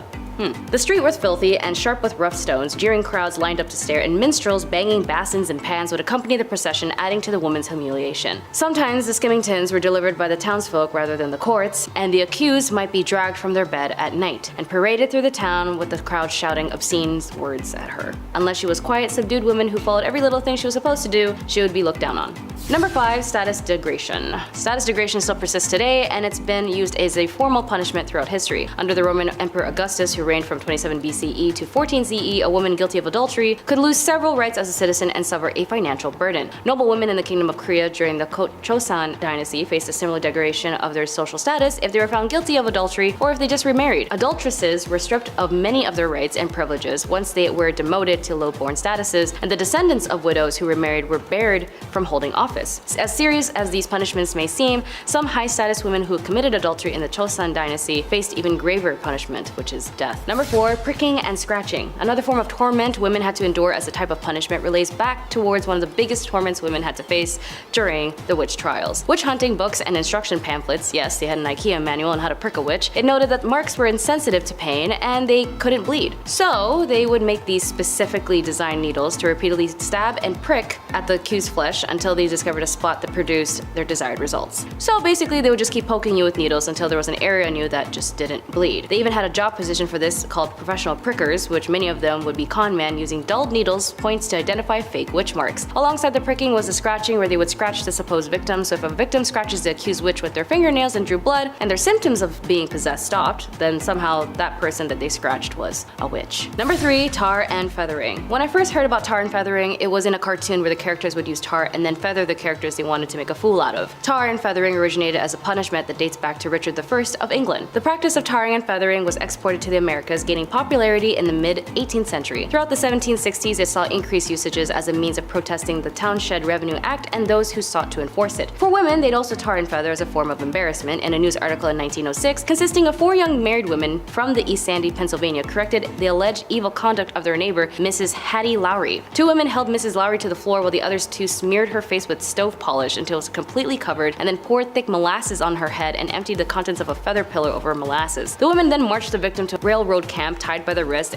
where 200 workmen stopped to watch the spectacle. After parading Mrs. Lowry through the camp, the women tied her to a large box where she remained until a man released her. They did this because they wanted to be part of a vigilant committee which exercises the right to take up the law in their own hands. Reason why they did that to her, though, is still unknown. Justice for Mrs. Lowry. Number 2, amputation. Although it may not seem to be as creative as the other instruments of torture on this list, amputation packed a painful and permanent punch. The body of an ancient Chinese woman from about 3,000 years ago have been found with an amputated feet but in otherwise good health, and all signs point to an ancient Chinese punishment called yue, which was used for over 500 different offenses, including cheating and stealing. In ancient Egypt and the Byzantine Empire, a different type of amputation was common: nose amputation, called rhinotomy, which was a punishment for adulterous women, though it was also used as a punishment for various crimes in medieval and ancient times elsewhere. However, the adulterous man might escape with a less severe punishment like a fine or a beating. Number 1, burnt to death. Although it is noted that the most famous form of torment and method of getting rid of a witch was to burn her or burn them by the stake, but this was more common in Europe during the very early 1300s to the end of the 17th century. In England and most of their colonies, the witch trials would go on like every other crime, and when someone was convicted of witchcraft, typically they would be hanged. But with the burning alive, that was more specifically used in Europe, especially in Scotland. Women accused of witchcraft and communing with the devil would be burnt, but it was also a common punishment for treason or heresy. A woman might have her limbs covered in tar, as well as being made to wear a tar-soaked dress and bonnet, and she would then be tied up by the neck on a barrel and the fire would be lit. She would be simultaneously burnt and hung in a blazing inferno, or they wouldn't bother to hang her, instead placing a bundle of twigs around her feet so she would be consumed in a sheet of fire and burnt alive. Notably, another famous person who was also in this unfortunate spectacle was Joan of Arc. Number 10, Clara and Katerina Mororova. Clara was actually a very loving and acceptable mother to her 2 sons, Andrzej and Jacob, where they would take trips and summer camps, and she would play with her sons all the time. It wasn't until a new child entered their home by the name of Annika, and Clara and her sister Katerina were part of a cult named the Grail Movement. When Annika came into the picture, it was under the support of Katerina and Clara's sister, where she was told by Katerina that Annika was a 13-year-old who escaped from a trafficking gang that had physically harmed her. Annika was also apparently very sick and suffered many illnesses, which gained Clara's sympathy. Clara wanted to adopt Annika after bonding with her so quickly, and even had a mystery doctor tell her how to take care of Annika. This same doctor told Clara that her sons were a problem and needed to be cured from their evil spirits. It was then Clara would do an affluent amount of violating and harmful things to her biological sons, like shock therapy, making them eat their own flesh, dunk their heads in water, as well as invite others to her cult to do the same. Annika would also lie to make the aggression towards the boys even worse. It was until a man named Edward had a CCTV camera for his newborn baby when Clara was caught in the act. Clara and her sisters were caught, and it turns out Annika was actually a 33-year-old woman posing as a 13-year-old named Barbara, who had a disease that made her look younger than she actually was. She was eventually arrested as well, which, if you've seen the movie Orphan, it's actually based where this was from. Clara got 9 years in prison, and her sister got 10 years, since her sister Katerina actually knew who Barbara was the whole time. Number 9, Cordelia Botkins. However you were in your relationships or affairs, be aware of ex-lovers who might never want to let you go. Cordelia met her lover, a highly regarded reporter, John Preston Dunning, when he was bicycling in San Francisco. At that point, she was 41 years old, 9 years his senior, and although they were already married to their own partners, John was very smitten by Cordelia. John eventually was left by his wife, who discovered the infidelity, but for Cordelia, her husband was pretty cool with it. John also had issues with gambling debts, and he was let go from his job because he was a heavy drinker, so he had to move in with Botkins' hotel. Their affair lasted for about 3 years, but ended when John was rehired to cover the Spanish-American War. When he left San Fran, he told Cordelia, "Baby girl, I am not coming back," and he even reconciled with his wife because he was leaving for Cuba, where he helped survivors of the Spanish battleships during the Battle of Santiago de Cuba. Cordelia Cordelia, however, didn't care for this and wanted him back, so she sent anonymous letters to his wife Elizabeth detailing her husband's affairs. Unfortunately, it got worse when Elizabeth opened a box of candies addressed to her and her sister with the words, "With love to yourself and baby, passionately and fond of candy." Elizabeth and her older sister died from arsenic poisoning, and their father was able to decipher their handwriting from the previous letters to Cordelia, and Cordelia went to life imprisonment. Number 8. Mary Sue Hubbard. It was always in the 1950s where a lot of crap happened that led us to the chaos we know today. And for Mary Sue Hubbard, she is also known as the wife of the founder of Church of Scientology, Ron Hubbard. She was sentenced in the federal court in the 1980s to 4 years in prison for her role in the conspiracy to plant church spies in government agencies, steal government documents, and bug at least one government meeting. She told U.S. District Judge Norma Holloway Johnson that she sincerely and publicly apologized for her actions. Johnson ordered Hubbard, who had been freed pending appeal for her 1979 conviction in the case, to turn herself into the federal officials in 3 weeks, to begin serving her sentence. Hubbard, who lived in Los Angeles at the time, was the last of 11 church leaders who were indicted in the conspiracy in August 1978 to go to prison. The indictments came after the FBI raided the church headquarters back then in Los Angeles in 1977, and the raids were said to be the largest ever conducted by the FBI at the time. Documents introduced in courts by prosecutors in 1979 contended the operatives of the church initiated numerous break-ins at government official offices, including the Justice Departments, and they secretly placed a listening device in the Internal Revenue Service's conference room, and all in a apparent effort to combat what the church alleged government harassment. Judge Johnston commented that she didn't know whether the government had harassed the church, but she quotes, "Even if I assumed there was harassment, I still can't accept what you did as excusable." Number 7. Natalia Guerrera. Speaking of religious cults, Natalia Guerrera was definitely part of one where she had sacrificed her own 2-day-old infant and burning him to death as part of a satanic ritual. She was finally apprehended by police after evading capture for 2 years. Just 2 days after giving birth, Natalia agreed to have a baby, Jesus, quote-unquote, killed after the leader of Antares de la Luz cult and the father of the child, Raymond Gustavo Castillo Gaete, declared that the infant to be an antichrist and that the sacrifice would help prevent the end of the world on December 21st, 2012. Natalia had previously stated in her defense that she was drugged at the time of the murder, but a forensic psychologist declared that the members were not under the influence when the sacrifice was carried out. After her sentence, Natalia managed to flee and was on the run for 2 years. Investigators noted that she had lived in different houses and even changed her identity in order to evade capture. The police also noted that after being apprehended, she did not show remorse and claimed that she was manipulated by the cult and was therefore innocent.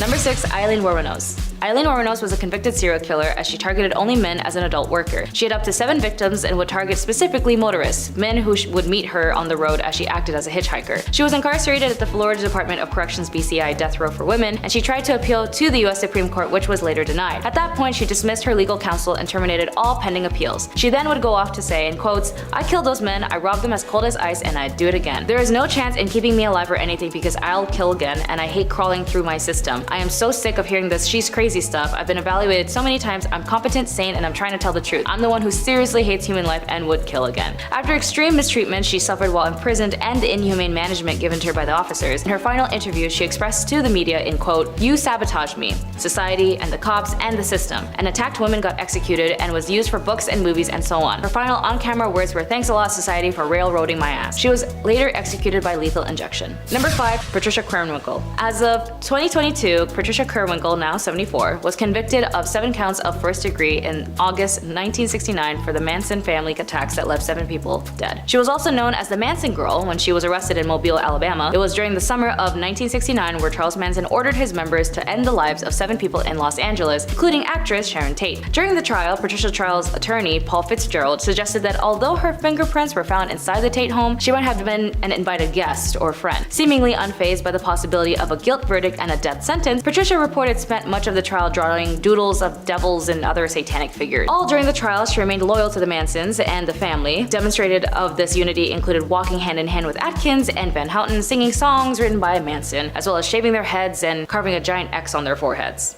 Number 4. Sarah Aldrete. Sarah Maria Aldrete Villarreal is a Mexican alleged serial killer who was convicted for supposedly heading a drug smuggling and human sacrifice cult with Adolfo Costanzo. The members of the cult, dubbed by the media the narco-satanist, called her the godmother, with Costanzo as the godfather. In 1989, the killings grew more frequent and gained attention when American tourist Mark J. Kilroy, a University of Texas student on spring break, was abducted. Costanzo's Aldrete and the rest of the cult went on the run when detectives discovered their shrine. They found human hair, brains, teeth, and skulls at the site. Eventually, the police found their hideout. Aldrete was convicted of criminal association in 1990 and jailed for 6 years. In the second trial, she was convicted of several of the killings of the cult's headquarters and sentenced to 30 years in prison. If Aldarte is ever released from prison, American authorities plan to prosecute her for the murder of Mark. If Aldarte is ever released from prison, American authorities plan to prosecute her for the death of Mark. Number 3, Leonarda Cianciulli. Known as the soap maker of Correggio, Leonarda Cianciulli was a serial killer from Italy. Cianciulli was devastated after learning that her son was going off to prepare for the war in World War II. To keep him safe, Cianciulli offered human sacrifices. She killed 3 of her neighbors with an axe and made tea cakes out of their remains. Not only would Cianciulli eat these cakes, but she would also serve them to guests, and Cianciulli's third victim, Virginia, who was made into both teas and cakes and bars of soap. Once again, this soap was gifted to friends and neighbors, and Cianciulli was eventually sentenced to 30 years in prison. Sorta sounds like the femme version of Sweeney Todd, but a Bath and Body Works edition. Number 2, Enrica Marta. Often referred to as a vampire owing to the nature of her crime, it is generally believed that Marta kidnapped kids off the streets of Barcelona and put them in her work brothel. It's also believed that Marta killed minors and used their blood and remains in various elixirs. She then sold these elixirs to the rich, claiming that they treated dangerous ailments like tuberculosis. 12 victims have been linked to her, although it's suspected that she killed many more. Although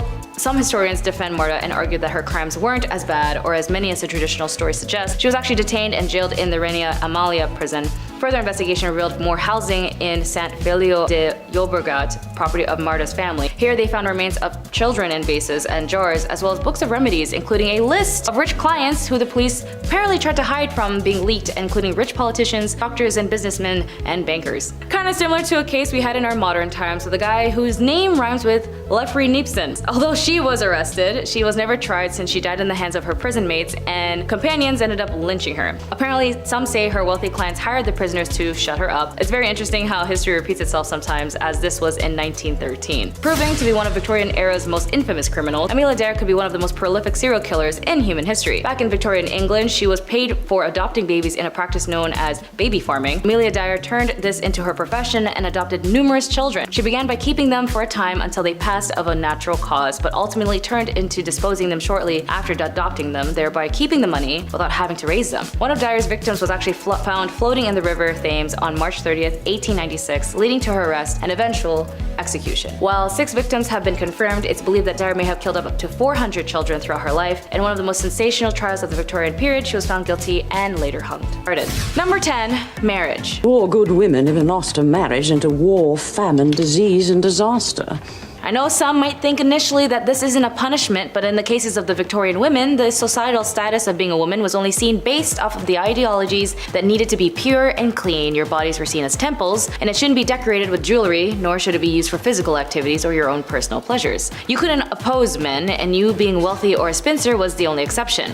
Single women were looked down on with shame and pitied, and as your main purpose as a woman was to marry and reproduce. Even young girls at the age of 8 to 12 would stop working as if there was no child labor laws or protection laws for children, and as soon as these women or young girls were able to menstruate, they would be negotiated into marriage and no longer be able to sustain themselves financially or just be a kid. And being a poor married woman wasn't an option, as you had no individual rights under law. Married women were only seen as one with their husband, and the husband would be the manager and entitled to all of your properties, as it was seen more as a business, and you were being micromanaged constantly until death do you part. Number 9, no rights. As I mentioned with marriage, women didn't have any rights, as they were seen primarily as second-class citizens, and if you were a woman of color, my goodness, you were definitely seen less than human. Women who had to be married ended up losing everything they owned, inherited, or earned, and it would belong to their husband. Once a woman married, control of any property she owned, as well as any income she received from it, passed to her husband. Although he could not dispose of it without her consent, her property, her personal property such as money, or earnings or investments, and personal belongings such as jewelry, passed absolutely into his control. She could not part with them without his consent, and if you were in a loveless marriage or a harmful one, you couldn't divorce your husband. Divorce wasn't even a concept for women to execute without losing their own amenities, even in the court of law, until the 1970s, almost 100 years or so later, after the spark of the women's suffrage movement in the mid-late 1800s. So men had the right to divorce his wife under the grounds of adultery, but women had to prove her husband was unfaithful, combined with other allegations including cruelty, bigamy, incest, and so on. Luckily, in the 1857 Act, divorce did become a bit easier little by little, but again, only under the impression that the woman had legal grounds and proof her husband was unfaithful, with evidentiary support to back up her claims. And even then, she could finally earn some of her possessions. As for the husbands, if he wanted to divorce his wife, he didn't have to do anything. He could just say it, and it would be fine. Number 8, no education. To me, education is extremely important as it was something I learned growing up in my family, that education liberates you to understand yourself, those around you, and the world better.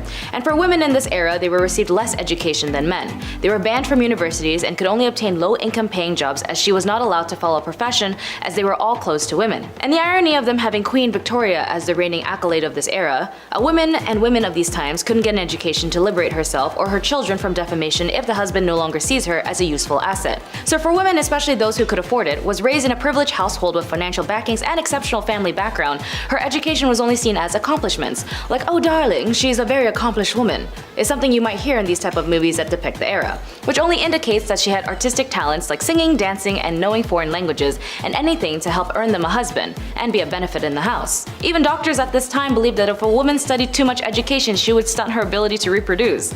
Wild as hell. And when university allowed women to attend their lecture halls, their families would actually forbid them from going, worried that it would prevent them from finding a husband. Number 7, the right to work. Work was only available to those who had no choice, as their societal status prevented them from leveling up to the ladder to have a better life independently. Even more so, women who were labeled as part of the working class, these women fueled the industrial revolutions, making up to 60 to 80% of the working force in light industries such as cotton manufacturing. Even more so, those who were labeled as part of the working class, women of this era fueled the industrial revolutions, making up to 60 to 80% of the workforce in light industries such as cotton manufacturing. Women that had jobs outside of the home made them less likely to marry, leaving them with no choice but to stay in undesirable situations that made them undesirable themselves. In one study by the Buffalo State had noticed classing women and children together as helpless creatures needing the protection of strong men. They were indignant at the knowledge that women had to support themselves, that they had suffered degrading wrongs as working women. So for some, they'd have to result themselves into committing adult work, or even for some unfortunate circumstances, be sold into adult work as they had often had heavy debts from predecessors or even used as bargaining chips for their partners. Poor women were not regarded as the Victorian society as they could not fight back, as men had captured these women, straight up kidnapping them and kept them at their house. Differences in societal classes led to some women being ignored and unacknowledged in society for economic reasons and for the pleasures of some men. Women of the night had no exits of this profession and were stuck in this life, and they would be beaten, tormented, as this was obviously shamed on, as well as being arrested, which would lead us to number 6. Number 6, women who were in prison. In some revolutionary standpoints, being in prison might make you look like a hero or a villain, as it depends on what you were doing or what you stood for. For the Victorian era, women who had been the most vocal at this time for a multitude of things like women's rights, the women who were caught in the act of selling their bodies in order to obtain financial means would be arrested and sent to prison. But even women who were not adult workers would be arrested. Women who had premarital pregnancies, truancies, or adultery, or kept bad company would also be arrested. They would be sent to prisons or reformities, as for women of these times, a small step off of the Victorian pedestal made for a long fall. Women sent to prison in the Victorian England were subjected to regimes whose projects was to enforce idealized femininity. This individualized treatment aimed at more regeneration than discipline and was administered by an entirely female staff aided by middle-class philanthropic lady visitors. Considering women were placed only into 2 categories, being a wife and a mother, the reality is that they lived in a world that discriminated heavily against them. Due to their superior physical strength, men considered themselves the dominant sex and sought to keep women subdued for as long as they could. Number 5, prison life. Being accused of being an idle and disorderly woman seems like a very vague and inconvenient statement today, as it holds no worthy of prosecution. But for these women of these times, you would definitely go to jail for that. These roughly defined offenses were common charges against women in the 18th century. At least in some records of the names of these women have survived, there are 2 on the list who are silently identified, only known as an unknown woman, cannot give any account of herself, and the other being accused of being a vagrant and an idiot. Which, of course, being an idiot isn't a crime unless you're doing something idiotic that hurts another person. Then yeah, I guess being an idiot is a crime. It is possible that up to 2/3 of prisoners in the House of Corrections, like the one at the prison called the Wakefield House of Correction, were female. Beating hemp was the usual form of hard labor, as well as if the women refused to comply or being able to commit to tasks, whipping and beatings were also a commonplace, particularly to those who convicted of vagrancy, lewd conduct, and night walking. Number 4, domestic harm. This is sort of stemming back to the whole marriage thing in number 10, as it basically ties in on how horrible life was being a woman in the Victorian era, or just being a woman in general in any historical time.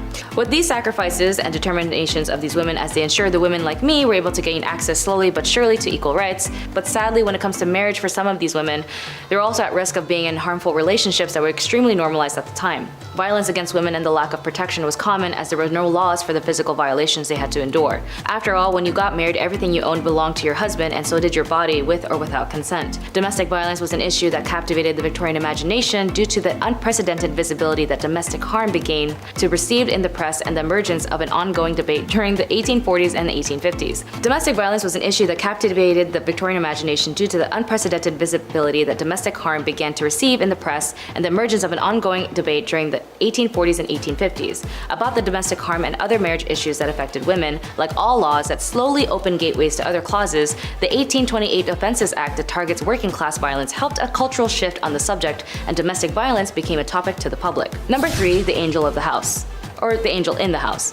When it came to the liberation, it all stemmed with the women's rights groups fought for equality and over time made strides in attaining rights and privileges. However, many Victorian women endured their husband's control and even cruelty, including sensual violence, verbal abuse, and economic deprivation. And there's no way out of it as it got worse, as a man named Coventry Patmore published a book called Angel in the House. It consisted of poems and the ideal Victorian marriage, and although it came from a place of grief at the loss of his first wife, the book had suddenly become a staple in women's behaviors and marriages, and then became a standard of their status. A woman's proper role was to love, honor, and obey her husband, as her marriage vows stated. A wife's place in the family hierarchy was secondary to her husband, but far from being considered unimportant. A wife's duty to tend to her husband and properly raise her children were considered crucial cornerstones of social stability by the Victorians. Representations of ideal wives were abundant in Victorian culture, providing women of their role models, and the Victorian ideal of the tirelessly patient, sacrificing wife is what depicted the angel in the house. And for these middle-class women, mimicking the angel in the house gave them more opportunities to find a successful match in marriage.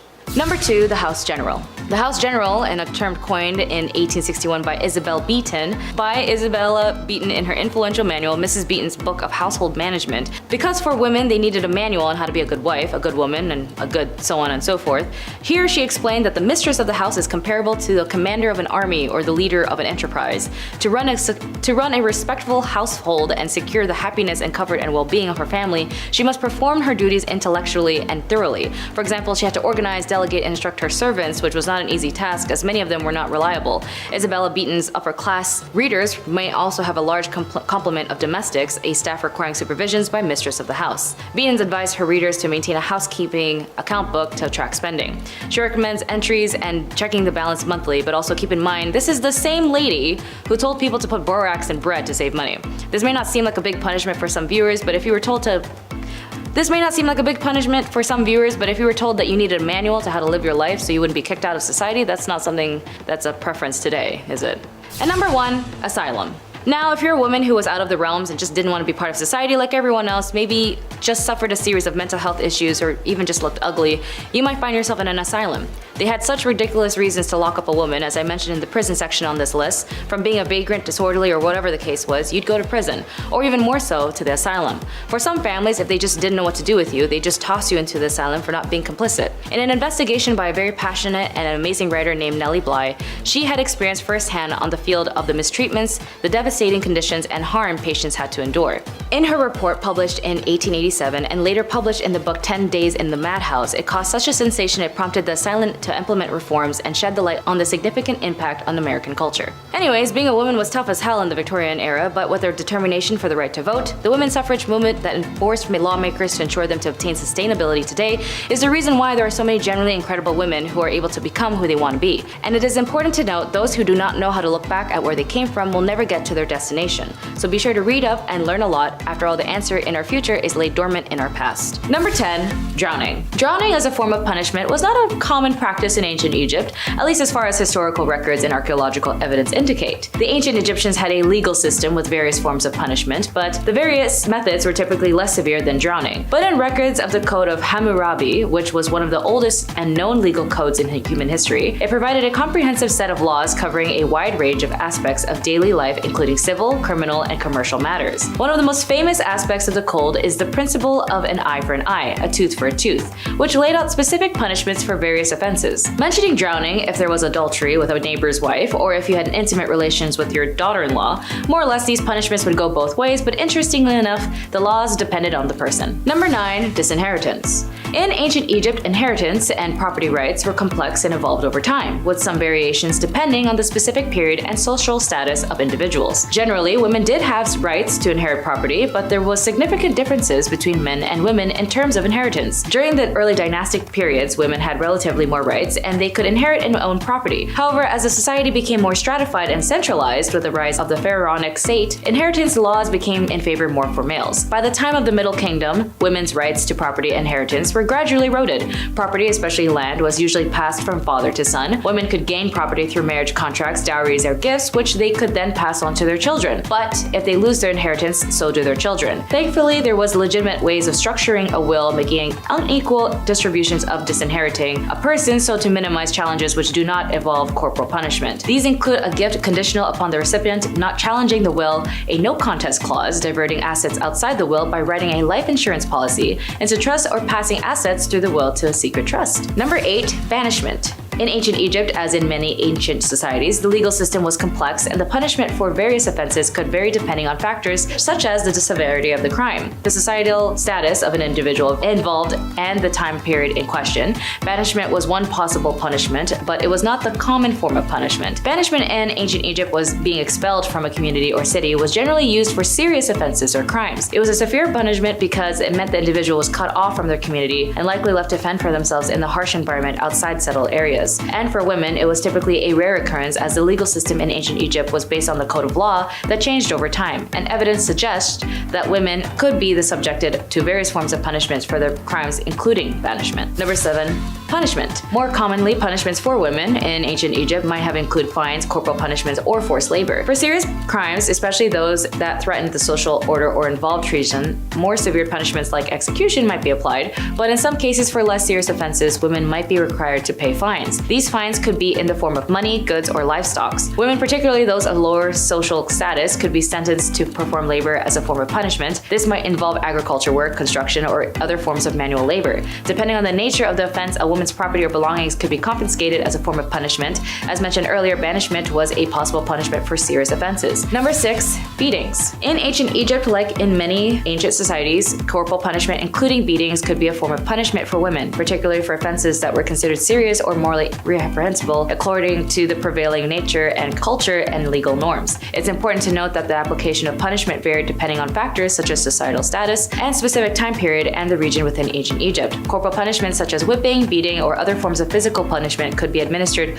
for various offenses. This might be more common for crimes like theft or adultery. Examples would be like switches, flexible branches, or vines could have been used for beatings. They would be capable of inflicting pain without causing severe injury, as wooden paddles with a flat surface could also be used for beating as well. They would also have been effective in delivering blows to specific areas of the body, and the simplest form of beating would be involved with the hands and fists. This method would also be easily accessible and wouldn't have to require any specialized tools, as well as whips, sticks, and rods. Number 5. Strangulation. Now for the more morbid section on this list, although stoning may seem like a common thing in this era as a form of capital punishment, whereas an individual is pelted with stones until death, actually was not common associated with ancient Egyptian legal practices based on available historical and archaeological evidence. The primary method of execution in ancient Egypt was typically strangulation or impalement. Stoning as a form of capital punishment is more commonly associated with other ancient cultures in the region, such as ancient Mesopotamia or parts of the Levant. In these societies, stoning was indeed known as a form of capital punishment for various offenses, including adultery. Strangulation was one of the most common methods of execution in ancient Egypt.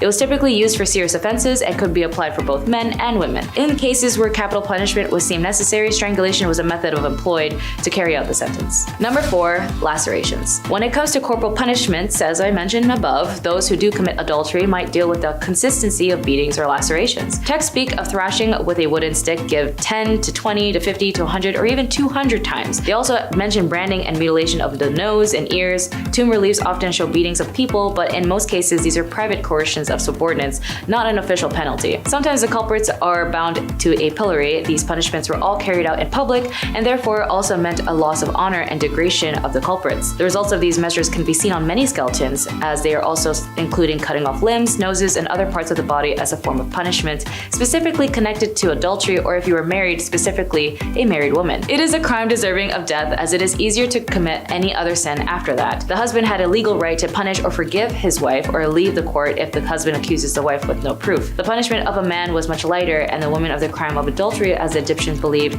that offense falls primarily in the hands of the woman, while the women would be killed as the men would severe just 1,000 blows. Number 3, burning alive. Referring back to the Code of Hammurabi, the code was enlisted under the morals and the laws in ancient Egypt and Babylon. When it came to intimate relationships with your close family, you'd be subjected to many listed punishments, as in dealing with seduction or physically harming someone intimately. The Hammurabi inflicts the penalty of burning if you were to have a physical intimacy with your mother, but since this was ancient Egypt, unless you were royal who needed to pull an Oedipus complex to maintain your rule and connection to the monarch position, it wasn't something looked down on but normalized. As this is a civilization that needed a monarch rule at all times to guide the nation, but it is good to note that it was a typical Western interpretation that this era was prone to burning alive people, when the irony was that the Europeans burning women, being witches or even more heresy, were more burned. Number 2, head be gone. The ancient Egyptians set harsh punishments for those accused of treason or corruption. The death penalty was usually applied by impalement, thumping, or a 100-fold fine, and this applied to both men and women. The decree also referred to the death penalty for someone who steals an animal belonging to the temple